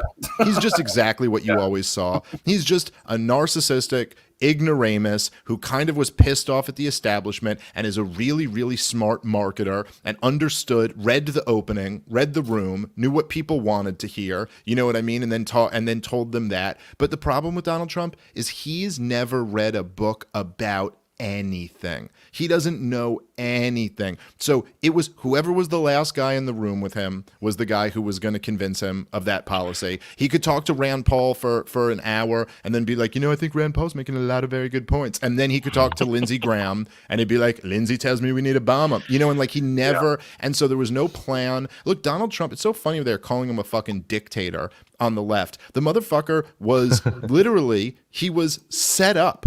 He was framed for treason, and not one of those people was held accountable. Like, what type of dictator is that? Twice they did it. Yeah, he couldn't even get one person. They couldn't get one person. And then he sat around and bitched for 6 months about how the vote by mail was going to lead to fraud, and then he lost, and then he went, that was fraud, and then they went, okay, you're leaving, and he goes, okay. He's like, I'm gonna start my own media, and it ends up being a WordPress blog that links to Twitter and Facebook. It's just useless. But the truth is, all of the major problems, right? The major problems that are actually leading to destroying the country and leading to the risk of this dystopian future that Ryan's talking about are what? It's the warfare state continuing. It's the bankruptcy of the nation, the monetary policy, the corporate welfare. All of these things, they all continued under Trump. It's not like any of them went back in the other direction. Perhaps you could say the growth of the military conflict slowed down, but even that is kind of debatable. Look, we're at a point right now. The major reason why we never got war with Iran isn't because there wasn't political will. It's not, which there isn't, but that's not the reason. The reason isn't because Obama didn't want it or Trump didn't want it or anything like that. It's just not feasible. Right. Our military is that's too like overextended. Casualties. Yeah, and we couldn't do this is good. We just simply can't afford to do this right now, and that's why there's not another war. That's why there hasn't been another war, because we actually can't logistically pull off another war right now. Well, we have Iraq War syndrome. It's funny because George Bush Sr. went into Iraq the first time saying we finally kicked Vietnam syndrome, and then his son created Iraq syndrome because they can't do Iran because we did Iraq. Right. Like that war is so unpopular, and even for the wrong reasons, the left that think it's oil or whatever, because it's just corporations, man, is their answer to everything. It was neoconservative values. It was Israel that drug us into war in Iran. Every pre-war lie goes back to these neocons of PNAC, etc. But whatever, they hate Bush, they hated war, and so we cannot do a war like that again. Libya was different. Europe basically pummeled them, and they sent Al Qaeda in on the ground, and Al Qaeda suffered the casualties. No one's going to do that in Iran. You'd have to put boots on the ground, and tens of thousands of Americans would die, and they're not going to stomach that. Yeah. And they're going to be like, and why? Oil again. Rah, rah, rah. So, but we have sanctions on Iran, and they are killing Shia militia groups in Syria. And so they are surrounded, and they're egging it on. Like they're trying to get it going anyway. There are the Boltons of the world and stuff that, even though going to war with Iran is fucking crazy, they are crazy. They will try to do that. That's true, but those people generally over the last 20 years have lost to the people, just the higher brass in the military, who themselves are like, look, I know you want this, and they'd be fine to do it, but they're just like, these are the logistics of going to war in Iran. And so the kind of Cheneyites didn't get that war that they want. Again, I'm not saying it can't happen in the future. And also, they play dangerous games. Take out Saudi oil in a day and shut the world down. Yeah. And they'll go and say, this is a good thing to do. We can't block this. You need to find another way. Right. Same thing with North Korea. Like there is no military solution in North Korea. They'll kill millions in Seoul if you attack them. So you got to find another way. Yeah, that's right. So that's kind of the only thing that is our saving grace in some way, is that they just kind of can't pull off some of these war hawk dreams that they would like to. But I don't, I mean, look, we'll see what comes in the Biden administration, but would certainly say in the Obama administration, as awful as, and if, look, I'm with all you guys. I mean, I think all of these people should be like, tried and executed, and they're just all war criminals. I'm for tar and feather. That's not a bad solution. Tar and feather Fauci. Look, we can execute him afterward. So Obama was way better on Iran than Donald Trump was. I don't really think there's any debate about that. He was way worse on Syria. He was way worse in in Libya, which was over by the time Trump got in. But Trump was. They're worse kind of the on same Iran. on Iran, because Obama had the Iran deal but never enforced it, because they kept saying, "Well, we'll revisit in 6 months and inspect, and then if you meet these requirements, then we'll finally lift sanctions." And then 6 months would come and go, "Well, in another 6 months." So in rhetoric, he's whatever, but he did the same as Trump. He still wouldn't allow them to trade. He still wouldn't allow Donald their Trump assets. Donald Trump really risked the war with Iran when he took out Soleimani. I mean, it is only because of Iranian restraint that we weren't put in a situation where we had to go to war with Iran. I was in the war room for 2 hours with them saying, "Don't overreact to this. This is what they want." Like, everybody there was like teary-eyed and stuff, because Soleimani had wiped out Al-Qaeda in Iraq. Like, we should have been on his side, but they didn't like that, because the whole way they got Rojava annexed by the Kurds is sending in these militia forces, and they jumped back and forth across the border, and Soleimani went and wiped them out. And Israel was getting 77% of its oil from the Kurdish region in Iraq. Well, that ended in October 17th, 2017. Soleimani went in, pushed out the Peshmerga. They fled to Syria. Now they're in Rojava, which is a different problem. Then he was wiping them out in Deir ez-Zor. And so he was winning. And the Israelis were furious. Like, they just lost 3/4 of their oil. It's not theirs. I mean, they took it when they had America invade Iraq. That was the whole point. But no one knows that. No one knows Israel got 3/4 of its oil from the Kurdish region in Iraq and is trying to carve out a piece of Syria for themselves. They just think Assad gassed his own people and Saddam Hussein was a lunatic or whatever. But they had to kill Soleimani. And at first, Trump said he wouldn't do it unless they kill an American. So finally, an Iraqi translator who had been an American all of 7 days was killed, randomly by mortar fire from somebody. And they just blamed it on Soleimani and then did a drone strike and took him out. And that could have been so much worse. Like, they hit American bases at the exact same time that Soleimani was killed. Was the same, that like 1:30 in the morning, whatever. That's when they hit the American base, took out some helicopter hangars and stuff.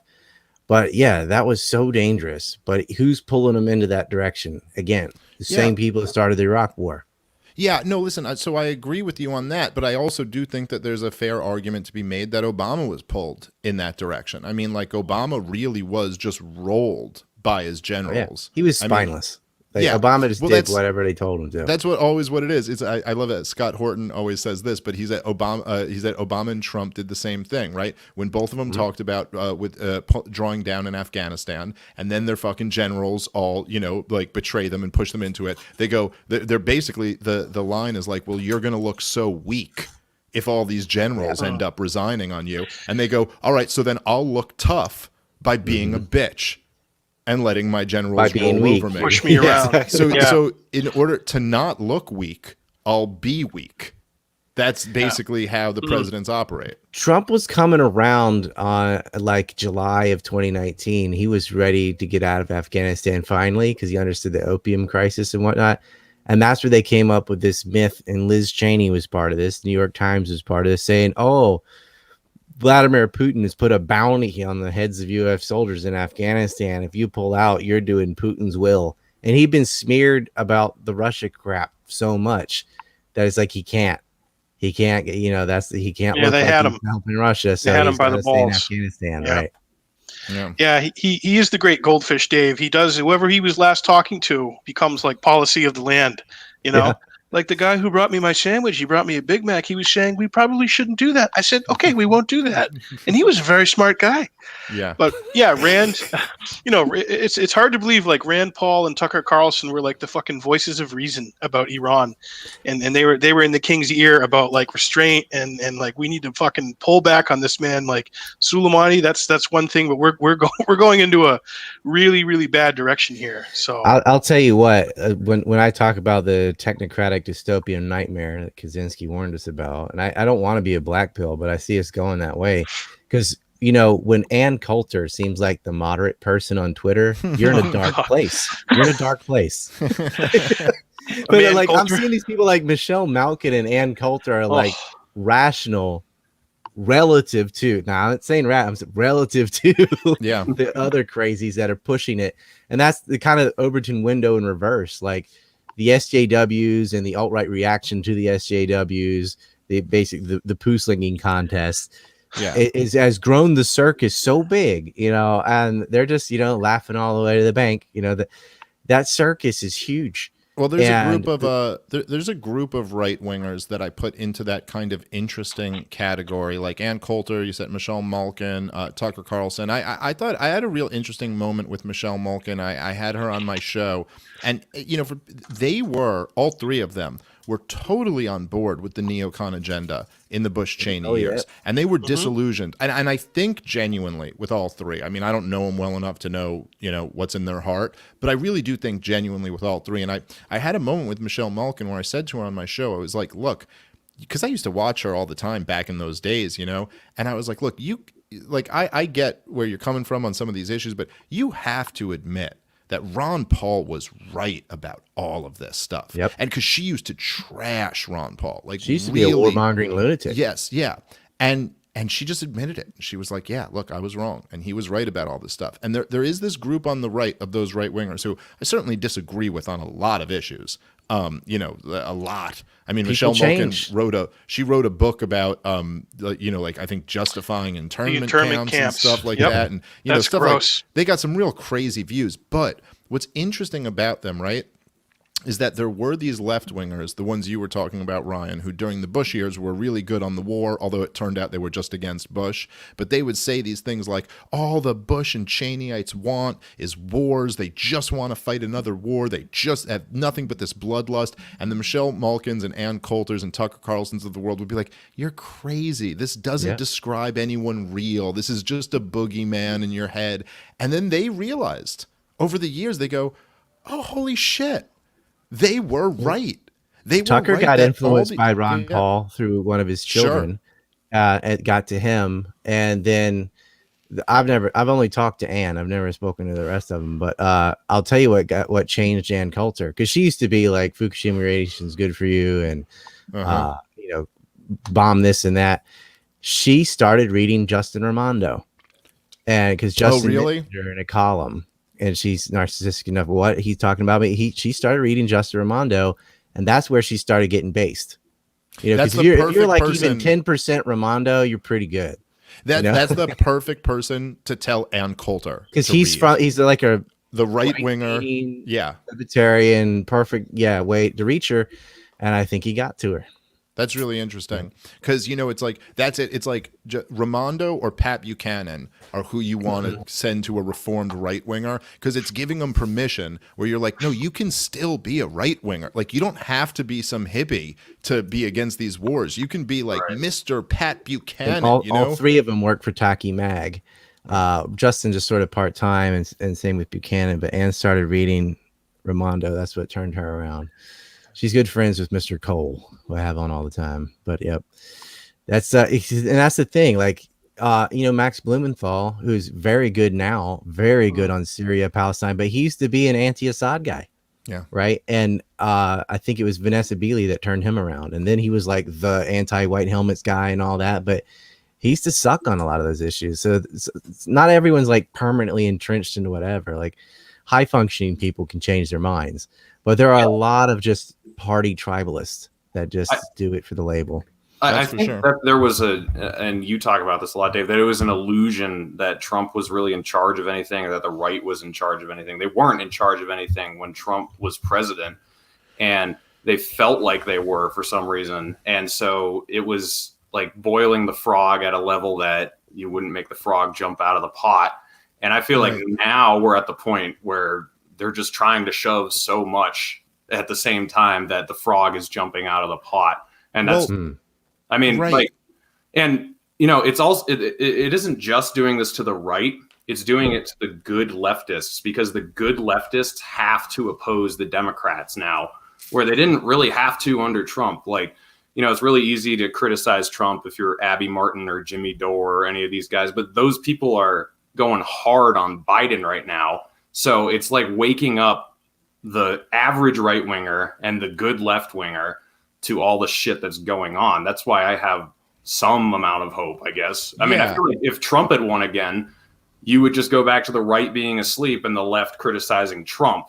Meanwhile, nothing really changes. We still keep going down this trajectory. So the thing with Trump, right, is that the moment that was supposed to come with Donald Trump never came.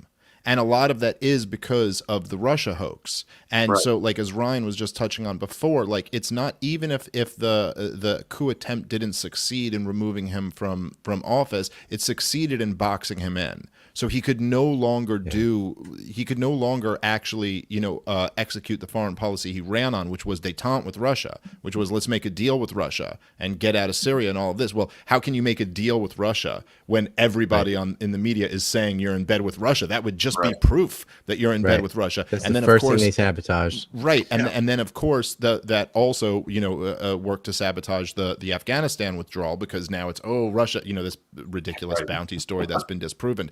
But even more than that, on a cultural level, what Donald Trump should have, if you think about like the rise of the woke crazy shit really happened in Obama's second term. And what Donald Trump should have led to was a pendulum swinging back in the cultural direction, but it didn't. It never swung back. It just went further crazy woke. So none of that, calibration really happened under Donald Trump. Things just got more and more, just accelerated. And so now we're in this weird place under Biden. But I would it's say not slowing down. Well, no, it's not. But it's not like, they were all reacting to Trump. No, it's getting worse. See, I think if he had not lost, the left would have blamed each other and divided that party to the radical left. That's what everyone thought would happen if Hillary lost, that, the true left would arise, and then they did the exact same thing on the Democrat side. They actually were like even more blatant about it this time. Like they cared. Yeah, I was somewhat optimistic about the left when Trump got in. I naively so in hindsight, but at the time I was somewhat like, well, you know what? The left was a lot better under Bush than they were under Obama, so maybe they'll be a little bit better under Trump than they were under Obama. But no, none of that ended up Hillary happening. joined them. She is the radical left. She was one of the biggest proponents of Russiagate herself. Yeah, but it's not, she's it's a weird peddler herself. But like, as you know, Ryan, it's not even like it's not like some type of true radical leftists. It's a plot. It's corporatists who are kind of everything out of her mouth. They're sashaying as radicals. Yeah, it's radical leftist language to achieve a corporatist fascistic goal. Right. It's in some ways you can really look at them as right wingers who are tricking all of the left wingers, depending on how exactly you define. It's just terms. What they say, what they say and do, like how they feel inside doesn't matter. At the core, they're just profiteers. Yes, exactly. The power brokers, right? Crooked said in that speech, that leak, that we have what we say in public, and then in private to all the donors, we say this. Yeah, and that was the most Hillary Clinton thing that she ever said. That's the most honest thing she ever said, Dave. Ever said. Sure Hillary says it takes a village. She should know she's taken many in Haiti. Dude, me and my wife. Dude, there are like Trump quotes that me and my wife will just say to each other, like at points that just make no sense. But my wife will just be like, "We're having dinner in like a half hour," and I'll go, "Such a nasty woman." It's just like, I don't know. It's just so entertaining. You just gonna go, "We need wall." It's like I go, I'm the president of the United States, and you are fake news. He had some good ones. But you know what? I think that's a very nasty question. I think you're very ugly. Sit down, sit down, sit down, eat dinner, sit down.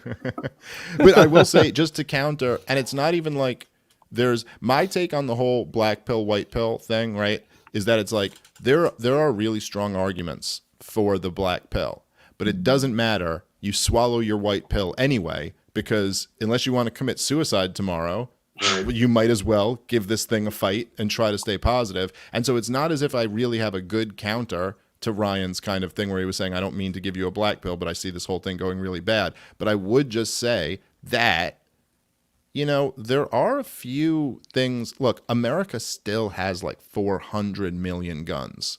We got a lot of guns. You're not going to get our guns, Pierce. We got a lot of people who are really fed up with the bullshit. A lot of people who have really become disillusioned with the entire ruling class. And it is not, you know, it's as I know I've quoted this to you before, Reed, but I always love it. It's the best white pill ever. But when Gene Epstein says, he goes, you know, if you were sitting around in 1948 or whatever, and you said, you know, in the next 20 years, slavery is going to be abolished all across the West. You know, it just would have seemed impossible. If you had said in 1975, in 1848, I think. Yeah, oh, that's what. I'm sorry. Yes, 1848. If you had said in 19, except it wasn't. New Jersey still had slaves in 1868. Okay, well, fair enough. But it's still, there was a lot less. And they enslaved the Chinese after that. But black slavery ended. Well, that doesn't count. Ryan, you ain't black. You don't vote for me. You ain't black. Exactly. You ain't black. But look, the fall of the Soviet Union. I mean, there are these things that like, you wouldn't have seen coming that just happened, and like these, and you never know, right? Like there could be like really, you know, like powerful. We do have the technology which can be used against us, but also kind of can be used for good. And there's a lot, like we have a fighting shot in this whole thing, you know. Yeah, here's my white pill to the black pill. So I'm black pilled on all the stuff I just said, but there are ways out of it. They're kind of unrelated. One is the anti-coof thing, the anti-COVID stuff unifies everybody that it unscrambles the middle class, because we're all like, this doesn't even make sense. You can go to a restaurant and then you got to take the mask off here, but you wear it here. It's not even science. And everyone can see through this shit, right? And the radical crazies live in such a yes man bubble and have isolated all criticism on social media and stuff, but that doesn't mean it's not there. And in a way, this is kind of like, this is trite, but you know, things got to get worse before they get better. All this censorship, like it's not just me, like they hammered too many people down, so many people down that now there's a viable market for real alternative media on PeerTube, on VK, on Rumble, on BitChute, and so on. Because our problem with all those was it was just us and we didn't have enough traffic. But now that they've gone after all the COVID people and the anti-war people, and there's too many groups that they've knocked off, we have a viable audience on BitChute and other places now, whereas we didn't before. And so it's now's the worst time as we're building up the alt media, but real alt media, not Alex Jones, like real alt media.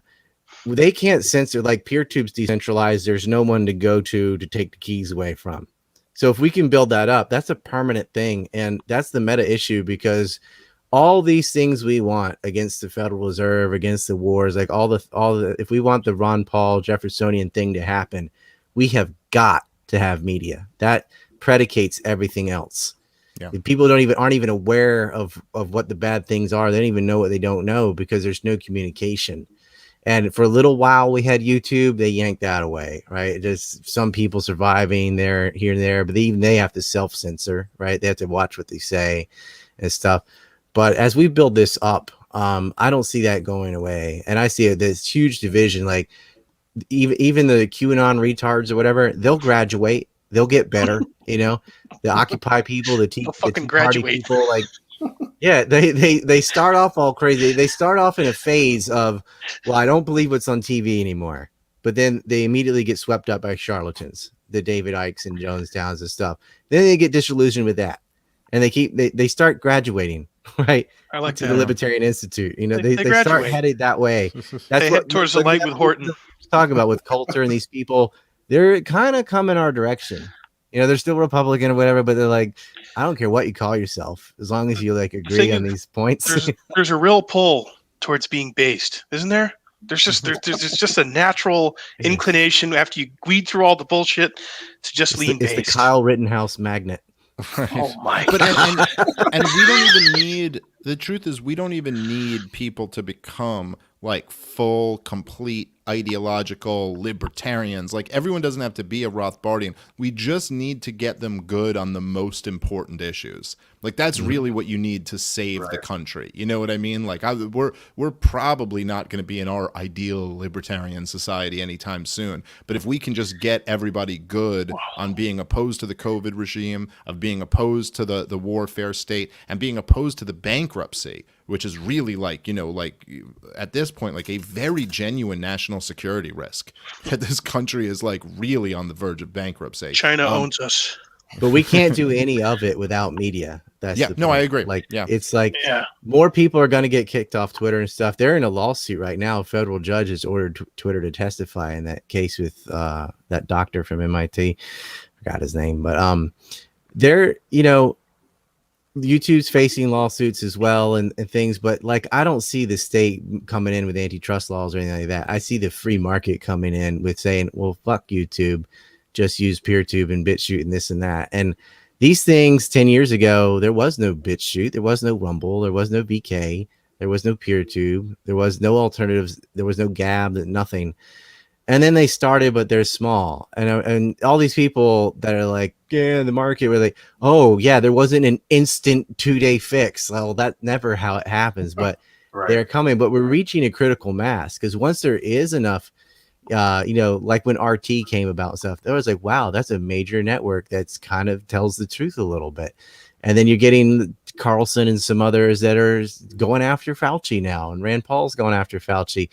Once it's safe to do it and you don't face all the criticism and name calling and everyone calling you racist and stuff, then everyone will pile on. Yeah. It's only those with the gonads that'll do it at first, and we'll take all the hits. Well, if you want, but once it's cool, then everyone jumps on, yeah, and then it happens just like that. Yeah, I think you're right, and I think like there's a real white pill in the fact that Tucker Carlson is the 8 p.m. hour at Fox News now, not Bill O'Reilly, and that Tucker Carlson is the number one show in cable news. And even though they're boycotting him with all this other stuff, the 8 p.m. hour on Fox News is the guy who will have on, Jimmy Dore, John Kiriakou. Well, and not even just Jimmy Dore and guys like that, but the fact that he'll have on Tony Bobolinsky. What's his name? I'm thinking Nation Magazine got Aaron Maté to blow the whistle on the OPCW scandal in Syria. Like, he'll be telling right wingers about how this whole Assad chemical attack is completely fabricated, and this was all. And he's good on all these war issues, like right away. Tucker Carlson doesn't fall for it. Like the day of Soleimani being assassinated, he's good on that issue. Like he's good, and okay, he's not great on everything, but he's really, really good on a lot of important stuff. And even like the stuff where like Rogan will be having people on who are exposing like Fauci's connection to the Wuhan lab and like all of this other stuff, and they'll give him a lot of shit for it. I have some new info on that, by the way. It's way more than $3.5 million. I'm gonna do it on my own show. I'm not gonna eat up all the time, but like we got that is interesting. It's some big stuff. I don't know if you saw Nicholas Wade. You know who he is? He's like a biologist dude he wrote one book about like I think like genetic intelligence that got him in a lot of trouble, but he is like really highly credentialized. I mean, he was the editor of the science section for the New York Times. He was, I believe, the editor of Science and Nature at different points, like the biggest, like journals and stuff. Yeah. Like, yeah, he's like a big guy. And he just wrote a whole piece about how it's damn near conclusive that this virus was man-made and came out of the lab. And like, now you're starting to see like a lot more really legitimate people like that. And so, there's Echo Health financed it. The Americans were fine. They basically Trump made it illegal, so they went and tinkered around with it in China, which is like given a 7-year. It's like it could have been. It could have been. It was illegal actually in the U.S. I think you might be right. We made it illegal. The Americans made it illegal, so they just went and tinkered around with it in China, which is like giving a 7-year-old a chainsaw. Because in China, like any American company that behaves that way and messes up is done forever. But with communists, it doesn't matter because you can't replace them. So they can't even get lead out of their paint, because there's no consequence for they have like zero environmental laws, zero labor laws, because they didn't have private property for so long. They do in 4 cities now in China, and it is getting a little bit better. But the fact that escapes in China is not shocking at all. It's like, oh, you had it where? Wuhan? And it's interesting God. because even Tucker Carlson, like again, the #1 guy on cable news, and he's a right winger and he's a China hawk. I mean, not like a war hawk, but he's certainly like really, always talking about the threat that China poses. And one of the things that was really interesting is even he had to acknowledge that after you really start to realize it, so I believe it was in 2014, so it would have been under the Obama administration. I could be wrong. Double check me, people in the audience, on that. But where they banned the funding of this type of crazy research, and then there was a loophole in the rule, and the person who invoked the loophole, who signed off on it, was Dr. Fauci. He was the guy who's being put out there as the great COVID leader, is actually quite possibly the reason why COVID happened at all. And Tucker Carlson, even the hawk on China, had to admit, he goes, I think I've gotten this story all wrong, because I've been looking at this as if the evil Chinese government did this to the world. But the truth is, it's just the fucking bumbling, inefficient Chinese economy and the evil American government that did this to the world. And that's they did it together. Yeah. Which is what you should have seen. I'm like, it's a false paradigm, and people are like, hate American imperialism, are all pro-China. I'm like, no, they're just as bad. Last time I was in China, a family tried to give me one of their children. I mean, it is bad. Western China is a fourth world country. People shit outside. They don't have basic plumbing. They have as many homeless people as California has people. It's really bad there. Keep Newsom in charge. People look at it like, the Chinese are going to oppose American imperialism. I'm like, are you kidding me? They work together on all this stuff. Yeah. Well, my whole thing with all that is just kind of like, look, man, we all have H-bombs. What are we talking about here when they're like, we're going to oppose each other, or we're going to come to some type of conflict? Like, what is it? Play this out for me. How does this war actually work? The only thing we're going to do is continue to fight these proxy wars like we do in third world countries that we can push around that don't have nuclear weapons. And the reason why, if there's any reason why, oh my God, China's overtaking us, because as we bankrupt ourselves, they're investing around the world. It's like, well, the lesson from that is to stop bankrupting ourselves. Like, the lesson from that is like, we need to stop pouring $1 trillion a year into this empire. So what is this, guys? Is this like the first official meeting of the Kaczynski caucus? Is that what we're saying here? Move over, Mises. Okay. This is going to be the first and last meeting of this caucus. I read Industrial Society and its future to people and discuss, like, Bible class. Yeah, we meet once a week, and you can come join sometimes. Not afraid to be based. So, Dave, what are you thinking, man? Are you going to run for president? Where are you on this? Oh, people are excited about it. I want you to do it. I think you should. Well, I'll tell you, we had an event in Pittsburgh the other day, man, and man, it was really incredible. It was just incredible, dude. Good turnout. Yeah, great turnout. Like 300-400 people or something there, and it was just like it was incredible energy in it. And Eric, did we ever see a Tulsi event that had 300 or 400 people at it? I think probably our biggest event here was 300. May have been the biggest one here. Yeah, I'll tell you, there's a lot of I wish I don't think I'm exactly the guy for it, and I wish there was someone who was doing it, who I thought was doing it the right way. But man, it's really like it's unbelievable when you saw it when Ron Paul was running, just how good he was and how many people responded to it. And the only thing that's really been missing is just we haven't had anyone good since him. And Rand was supposed to be the one, and he just he dropped the ball and whatever. I'm not even like trying to like shit on Rand Paul, because honestly, he's probably the best senator in the history of the Senate, and he's the best Republican in America. And like, okay, so that's fine. I'm not like. Well, I was up here for Ron Paul here in New Hampshire for 08 and 12. And 2012 was electric, man. We got 23% of the vote up here behind Mitt Romney. We came in second place, and what it was, man, it was Big Tent liberty that has been fractured since then, but what needs to come back together to get back to that level. And I really think we have an opportunity to do it here. And Tulsi had that to some extent, but here's the thing, right? About 2018, I was going to run for Congress when Walter Jones died, because I'm like, there's no incumbent. I have a shot. Was the fourth time my YouTube got deleted. Like, immediately when I said I'm going to run for Congress in North Carolina, because I'd win Dare County. I don't know if you've seen me at those meetings. I got standing ovations and stuff, fighting for beach erosion and all that. And like, based Lord. I think I can win this. But not without my YouTube, because I had no way to reach people or finance myself or anything. I was like, well, they erased me. I got to work on that and pay bills now.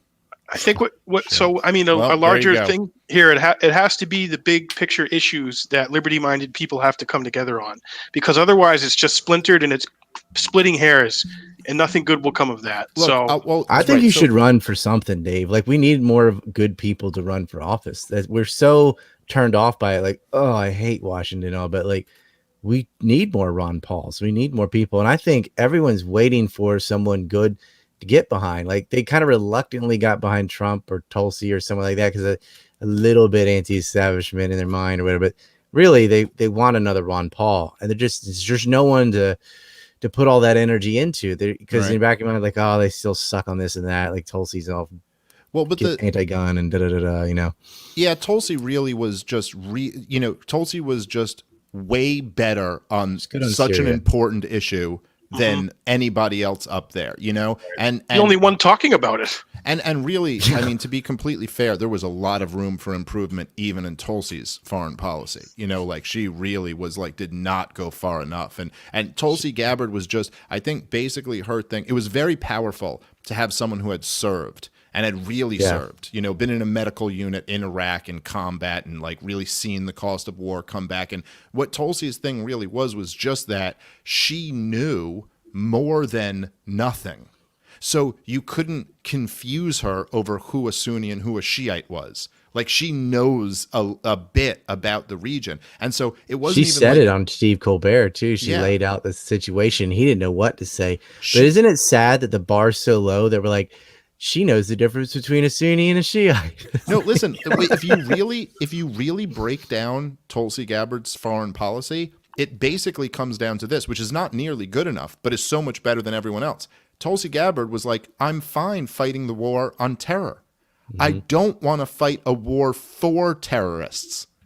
That was basically her point. The reason she objected to the war in Syria and the war in Libya and like these is because we were fighting on behalf of the terrorists. And that was her big gripe. That was all she was saying. And that was still very radical compared to the rest of the establishment foreign policy hawks. But come on now, they were Eric, reacting to a YouTube video for Libya, right? That's what Hillary said. Right. Yeah, there's a YouTube video. Yeah, that was a Clinton thing. That was the Ghazi part of it. But yes, but it's in the Libya that was war. on television. Think about that. Yeah. That canard was on TV. And that who was it? Was it Susan Rice who went on all the Sunday shows and tried to sell that? But to Eric's point, I think the major reason why Ron Paul was able to bring so many liberty-focused people together and be such a unifying force was because, as you kind of said, it wasn't about the nuances of the philosophy. It wasn't an argument about like anarchism versus minarchism or something like this, and things that libertarians really like to spend a lot of time in, and myself included. Like, I really love the libertarian philosophy, but after a while, you're like, that's kind of stupid. Like, it's kind of stupid to spend too much time debating anarchy versus minarchy. I mean, like, what are we doing here? Like, we're all living under the biggest government in human history, talking about whether or not, you know, like how small. And so what Ron Paul did, which is the opposite of like the Ayn Rand approach, right? Because the Ayn Rand approach is you have to buy the entire thing. If you buy anything less than everything about objectivism, then you're not a good person. You're not a good, moral, upstanding person. You have to buy into everything. But what Ron Paul did was like none of that.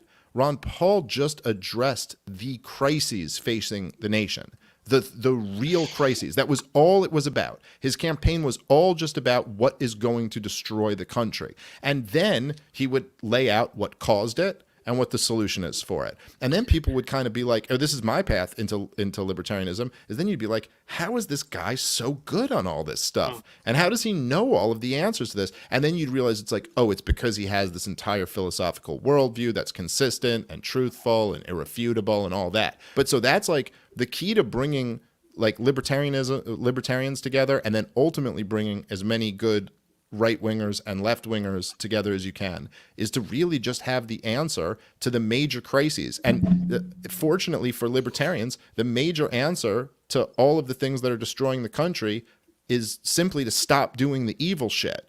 Like that really is what it all comes down to. The answer to like, what do we do about bombing third world countries is we stop. And the answer to what we do about the COVID restrictions is we end them all. And the answer to what we do about bailing out bankers is stop giving bankers a fucking dollar. Lock those fuckers up like they did in Iceland too. Well, throw the furniture out the window. window. Answer to 1984 is 1776, folks. Infowars.com. But I'm happy. Honestly, like I'm not even like, you know, I'm not saying it's wrong to get some type of vengeance or some type of justice for these people, but I'm very happy to compromise for just stopping the evil. Like I don't even care. I don't care about jailing bankers. I just don't want them getting another dime of Fed money or taxpayer money. I'd be okay with that, you know. But I'm making a compromise from a very powerless position. All right, Goldman Sachs, here's your deal. You're out of here.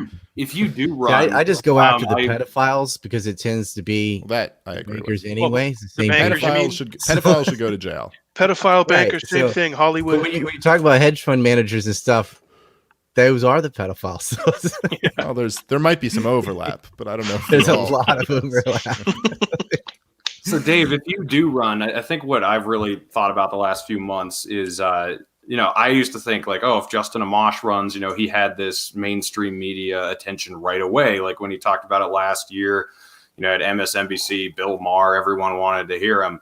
But what I've realized is that crowd, for the most part, isn't that susceptible to the message. You know, the people that you talk to, like Joe Rogan, Tim Pool, you know, Jimmy Dore, like all these people that are reaching a similar sized audience, maybe bigger. I don't even know. Like, I don't even know. Is it way bigger now? Way bigger. Yeah. Rogan's way bigger than anything on cable news. Okay. Way bigger. By magnitudes of order. Yeah. So just to compare, like Tucker Carlson is the biggest show on cable news. Joe Rogan is about 3 times as big as him. Wow. Okay. Yeah. Yeah. Well, I mean, so with size, but also with the audience we'd be reaching, I feel like the underground media is a much more effective tool of reaching people who would be interested in what we have to say. Well, you got to look at it like this, right? And I'm not against, I mean, I think for everyone here, for every good libertarian, go on whatever platform you can go on. I mean, if you can talk to a lot of people and try to tell them one really great thing that might stick in their head, you know, go talk to them. But if you're choosing the audience that's most likely to give you returns and you're telling them that the entire establishment is corrupt to the bone and that we are basically ruled over by criminals and blood-soaked monsters. I mean, just think about it. Somebody who's still listening to CNN at this point, I mean, like at this point, after everything, I know. I mean, listen, and I'm not saying you can't, again, maybe you could wake some of them up, you know? Yeah, like maybe you could, you know, get on CNN and just wreck someone else, that one of their anchors, and there'd be some people listening like, man, he made some good points. So I'm not like dismissing it, but at least the people listening to Tim Pool, listening to Rogan, listening to a lot of these other shows are already kind of in the arena of like, I think this whole thing's corrupt. You know, like I think I'm kind of looking for alternative answers to what the questions are. So I think Justin Amash would probably be able to get on a lot of, you know, good media. He could probably get on those guys as well. I don't know. The question becomes when you get on the media, because just to use an extreme to paint to make a point, right? If I were to say I can get tomorrow on every single, I can grab every single American by the ear. Every one of them will hear what I have to say. And what I said to him was, I think Joe Biden's doing a great job. Then that's useless, right? Right. So the question isn't just how many people you can get in front of. The question is, what are you going to say when you get there? So it's a twofold thing. It's like, can you get in front of a lot of people? And what are you going to say? Because what you want to say can't just be, hey, listen, maybe we need an alternative or something like that. What you're going to say has to be something that's going to jolt people into, this is what Ron Paul did with Giuliani, right? Like you have to say something that's going to make people question. Or McCain. Yeah. They're going to go like, oh, you know what, man, this guy's making a lot of sense and presenting an entirely different way to look at this situation. And so the question is, who can do that? that's and I'm not saying that the answer is And me. Paul did that but- in like 2 minutes, even though he's on the debate stage. They didn't let him talk, but when Barely. they did, he got them Fire. zingers in there, right? Oh my Fire. god, he would have moments on the debate, literally, like you said, right? It'd be a 2-hour debate. Ron Paul would get maybe 6-7 minutes, and in those 6-7 minutes, he would say things. I remember at one point there was one question they asked him where they said just something along the lines of like, they go, so it was Chris Wallace. And he asks him, he goes, so Dr. Paul, you're saying we should pull out troops immediately from Iraq. There's 2007, like the height of the fighting. And he goes, you're saying we should pull troops out of Iraq, but what about the bloodbath that will surely ensue if we pull out in a hurry? And Ron Paul goes, well, the same people who said it'll be a bloodbath said it would be a cakewalk. Said it would. They had weapons of mass destruction. It would be paid for in oil. They've been wrong about everything else. So why do I have to believe them? It's just like, that's it. Like just this little We just window waltzed of in, we moment, can just- waltz right out. We can come right home. And just Yep. I remember one time he goes. He said at one of his answers in the debates, he goes, because they said to him, they go, well, you're all the other Republicans support the war in Iraq. So are you in the wrong party? Maybe you should be a Democrat. And he goes, well, if you think about it, if you look at my voting record and measure it against the Constitution, I'm the most conservative member up here. Are you guys rejecting the Constitution? And then he goes, this is probably my favorite Ron Paul debate moment ever. He goes, so let me get this straight. He goes, so we need to take $10 billion, we borrow it from China, then we give it to Musharraf, who's a military dictator who overthrew a democratically elected government, and then we go to war promoting democracy in Iraq. And then he just goes, what's going on here? It's What is this? It's just such a great line. He just goes, what's going on here? And then he lets you answer the question. Later What that is same going on speech, here? he said, Bin Laden's probably in Pakistan, right there on that border, which is Rolling exactly in where the he cave. was. Mm-hmm. He's rolling You in ever his shown blankets in the millennials, cave. Ron Paul? You ever pulled a millennial over and be like, there was this guy? Because they don't know. They missed had the whole someone- thing. Someone on Obi-Wan Twitter to me Kenobi of today. Liberty. So it was just, I guess, I don't even know this is someone else tweeted it, but I guess today or yesterday was the 14th anniversary of the Ron Paul Giuliani exchange Ron Paul on this Day. day. Yep. And I tweeted it and I was like, hey, this is my libertarian origin story right here. Calendar. And there you go. And I have a calendar of someone- like based events that I made. Yeah, That's on amazing. there. And so someone on Twitter just goes to me today. He goes, they were like, dude, I just found you like recently. And I go, I've heard you talk about this Ron Paul guy. I'm going to go do a deep dive tonight on YouTube and find him. And I was almost like, dude, I'm jealous of you that you get to right now spend the rest of your night going like, wait, who is this guy? You're going to have a lot of fun.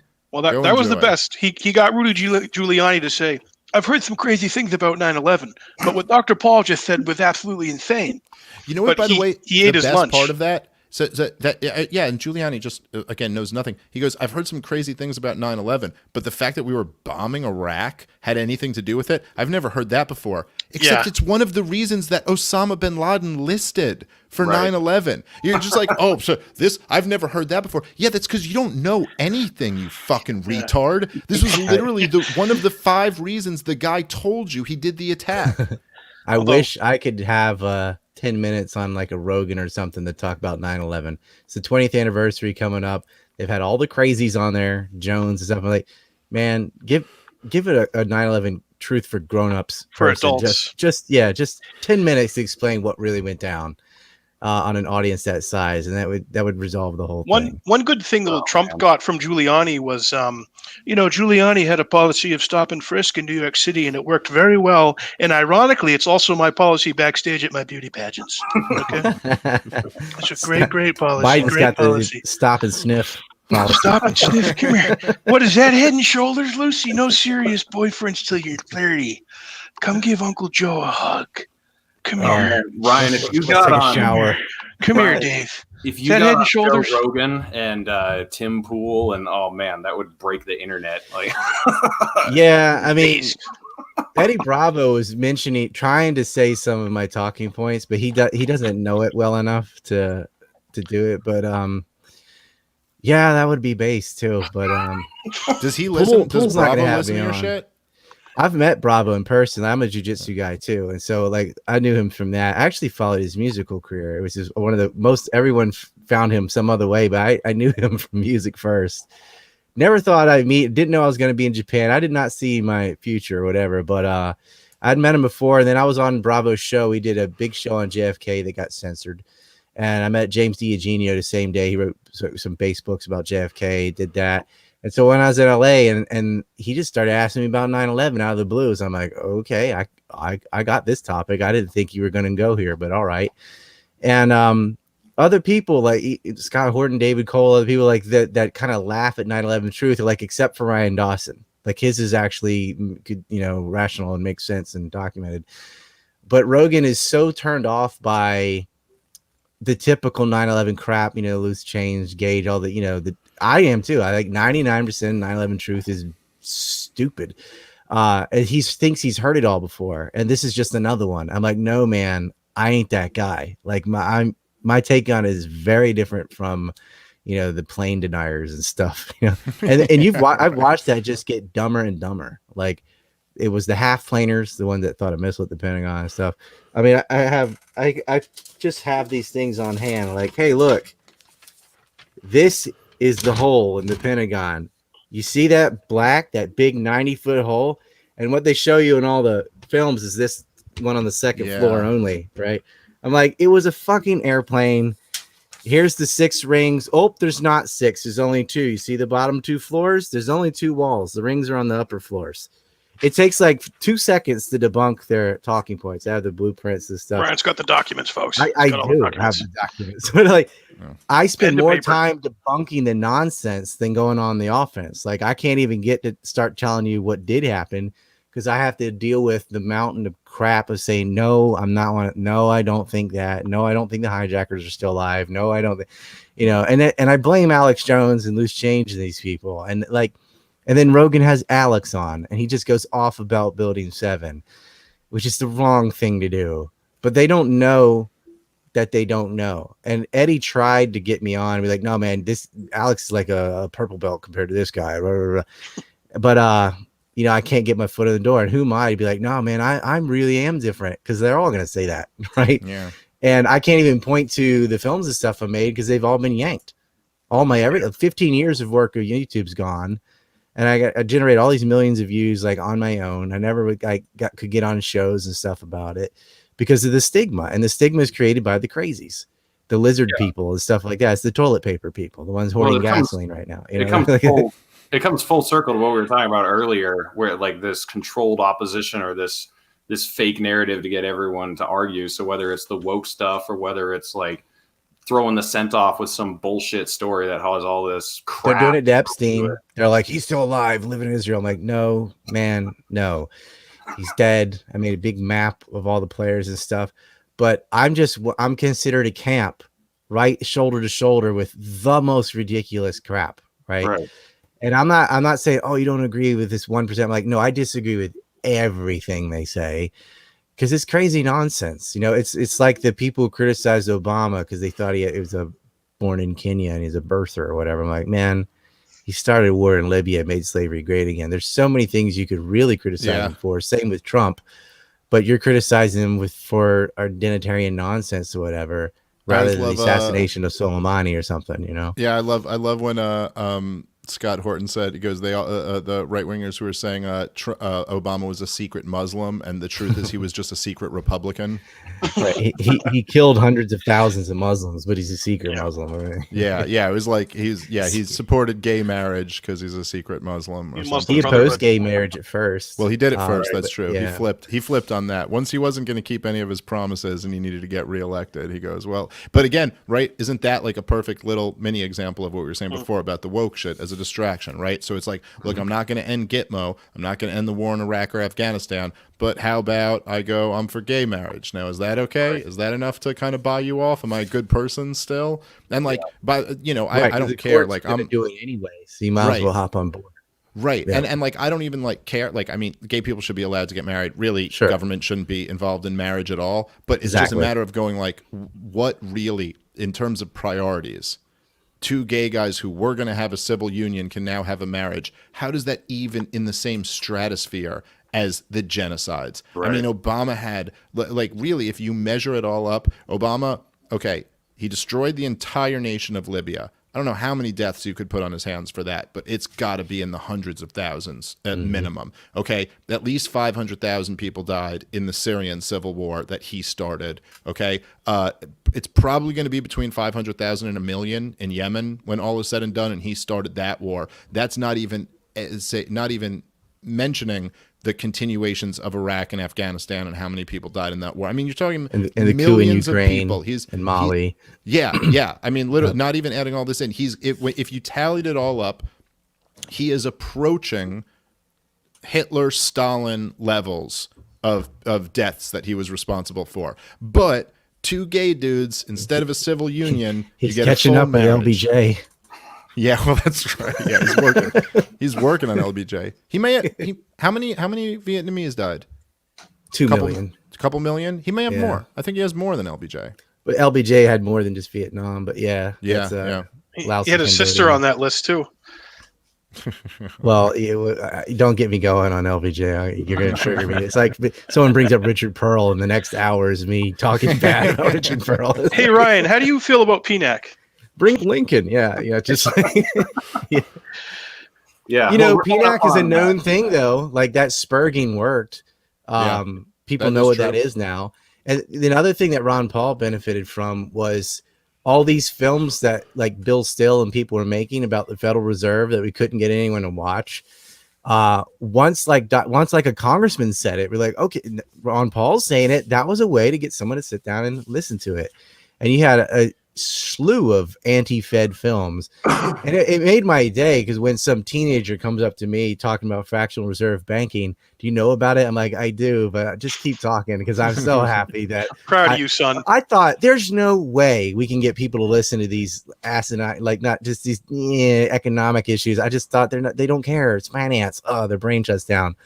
But Ron Paul made it sexy. It was like the Federal Reserve, and he get in and talking about inflation, and the whole generation got educated through Paul, or like Paul got it going, and then the films and books and stuff were there and had been there. Yeah, You know, well, Bill Still made Money Masters in the 90s on VHS tape, right? You know, yeah, well, but a big part of that, back to my point, was that he was addressing the crises that the nation was facing, and you had this huge economic crash, this financial crash, and no one really had an explanation for it, and Ron Paul did. And he was like, Paul listen, saw this it is what's coming. causing the boom and the bust. It's the Paul Federal was Reserve. dressing down the Bernanke. I call him the Bernanke. Yeah. He was, that was great. dressing down the Bernanke before the housing crisis. Yeah, And he was saying before the housing crisis, like, you can't have this credit bubble if you know it, and yeah, it was coming. I mean, they got rid of moral hazard, and Paul was talking about it, and then he can go back and say, hey, this guy told you so.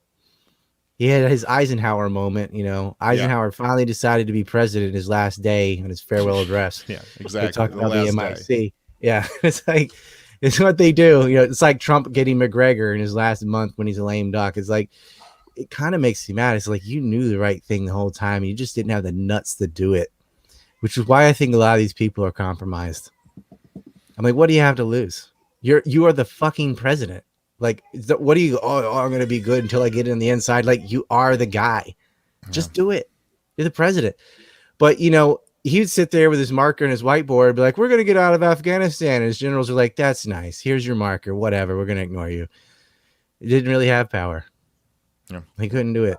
And the media, the establishment media is going to lie. They're going to be the pro-war stance the whole time. So until people stop listening to CNN and Fox and the New York Times, you know, but there's got to be an alternative first. There's nothing more important than building up media. And people like Tim Pool, Rogan, etc. Like I don't know if they understand the political power they have. There are a lot of smart guys that you could have on your show that will tell you all about it. Like, I'd love to see Max Blumenthal go off on Syria on Joe Rogan, you know, but I don't see that happening, you know, but I'm like, people would love it. They would eat it up. Some of the most popular shows he's ever done is when he does have someone that actually understands politics on there.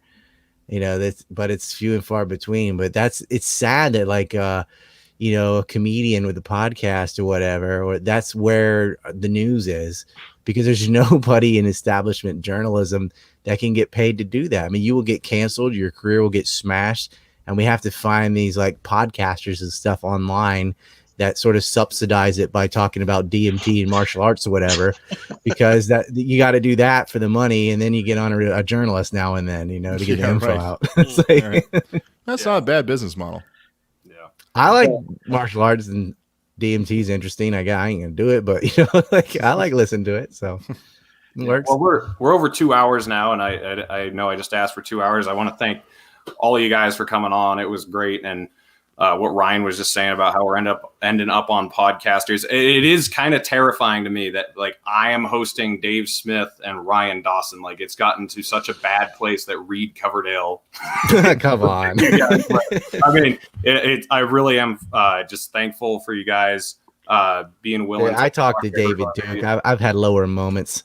I had nowhere else to go though. I was like, I need to pay my rent. I was like, well, maybe I can go in there and convert some of his audience. And like I made him, he's not racist anymore except for Jews. I could not change his mind on that. But like I got him to ease up on everyone else. So really a little bit of a win. Yeah. I mean, I was like, I'm American Indian, and he didn't have a problem with what I was saying. And I was like, dude, look, man. I gave him the Thomas Sowell arguments against this. No one ever talks to these people. There's no dialogue. I'm like, they believe in biological determinism because they haven't heard better explanations. And just yelling Nazi at a Nazi is like yelling communist at a communist. You call a communist, they're like, so? You call white supremacists, that doesn't hurt their feelings.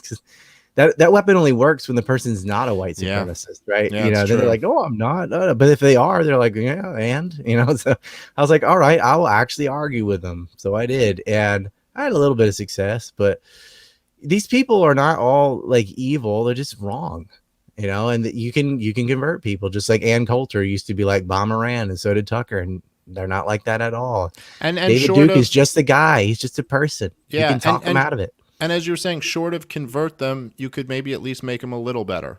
Right. Which is still better. A step in the right direction. Which is still better than Whereas not a step in the I right didn't move direction. at all. I didn't get I was right where I was. So like all this rhetoric I heard, I was like, nope. Yeah. So, but you're right, Reed. It's I appreciate being on your channel. I hope we can build it up, but I'm afraid as soon as you do get big, they're gonna yank it. Oh yeah, well I'm gonna head over to PeerTube once I have enough time to set it up. Absolutely should do that. But we're gonna build back better. Dave, you should copy all your stuff over somewhere else too. Like just I know. I got to do that. I'm crazy. I haven't done it already. I will loan you some nerds who will do it for you. All right, I'll take you up on that. We'll do that. Awesome. All right, well, Eric, what's Alex got? Or let's see. I like your Trump one. You got any closing words from the Don? Well, look, I was thinking you haven't done the body yet. I was wondering what the body thinks about a Smith Dawson 2024 Libertarian ticket. Well, let me just say this. I took some time away from sunbathing nude in the Baja to do this. And I like Dave Smith. He's a smart guy. He's clean. He's articulate. He could probably take a chair to the face and get back up. I think he could do it. He's a fine spokesman for liberty, and I like what he's doing. I like Trucker Ryan. I like you, Reed. You're amazing. You're out there getting the miles, putting tread on the tires, going from truck stop to truck stop, maybe seeing some lot lizards. I met a lot of lot lizards on the road when I was wrestling. I did. I never got syphilis. Maybe I did a couple times. And Ryan, you're out there in Japan. You're more nuclear than Fukushima right now with your rhetoric, and I'm loving every minute of it. But, I think your Jesse Ventura is as good as your Trump impersonations for real. Has he heard it? Have you done that for Jesse? So when I interviewed Jesse Ventura, I floated the idea to his assistant to film a little skit before my interview, just getting him to kind of plug Jackman Radio, and I was going to do the impression for him. She's like, "That's not a good idea. I don't think that'll go over well with him." For it. No, well, yeah, she was kind of gatekeeping me, and I didn't want to push it because I was lucky I got a sit down interview with him in person for an hour in Brooklyn. You might know the place, Dave, the Nighthawk Cinema in Brooklyn. I don't think so. Never heard of it on Metropolitan, but I did my Trump for Ventura, and he really liked it. He's like, that's good. That's good. I like it. I had dinner at Trump Tower with Woody Harrelson, myself, and Donald Trump. Bet you would have liked to be a fly in the wall for that one. Well, why don't you guys each just give your plugs? I did Finkelstein for Norman Finkelstein. That's I'm not as good at it. I can do certain impersonations, but yeah. Yeah, What'd why you don't ask you guys each give your plugs? Eric, go first if you want people to follow you. Or Mountain Dew. Turning the frogs gay with Mountain Dew. Yeah, Reed, thanks for putting this together, man. The Four Horsemen, this gives me life every month, putting this show together and doing this. Yeah, give me a follow. I'm on Twitter every day, Jackman Radio, Instagram, Jackman Radio, and my personal handle is Senator Jackman. And I'm on YouTube, Facebook, all the major New World Order platforms. I'm on there. I'm still platformed. If I get deplatformed, I'm going to have to call David Bowie and borrow his platforms. Infowars.com. Ryan? I miss David Bowie. Hey, Reed, thanks for having us on. And you got some balls. Dave, you too, for like rolling the dice. More so Dave. He's a bigger audience to lose. Dave's going to be like, there's fine people on both sides. I run the anti-neocon report, so ancreport.com. And I'm on all the non-normie stuff, vk.com, PeerTube, and so on. All the links are on my site, so that's where you find it. I do have a Twitter now. Like one of my backups got returned. It was just like my Civil War history channel. They like finally brought that back. So, but probably by the time you're hearing this, that'll be gone because I'm just been ranting about Gaza every day, and I just see it. It's probably gone. But ancreport.com. We do live streams. We're on PeerTube. We got a Discord, a Telegram, and all that jazz. So add it, and I welcome all you bigots into the fold. Yeah, Dave? Yeah. Well, also thanks to Reed and thanks to Eric and Ryan. I appreciate you guys. This is great, and I'd love to do this again sometime. And yeah, it's my podcast is Part of the Problem. Comic Dave Smith on Twitter. All right, cool. Well, thanks everyone for watching. If you're over here just visiting, please subscribe to the channel. And I think I'll be live streaming on Tuesday, so I will catch you then. Thank you for joining us.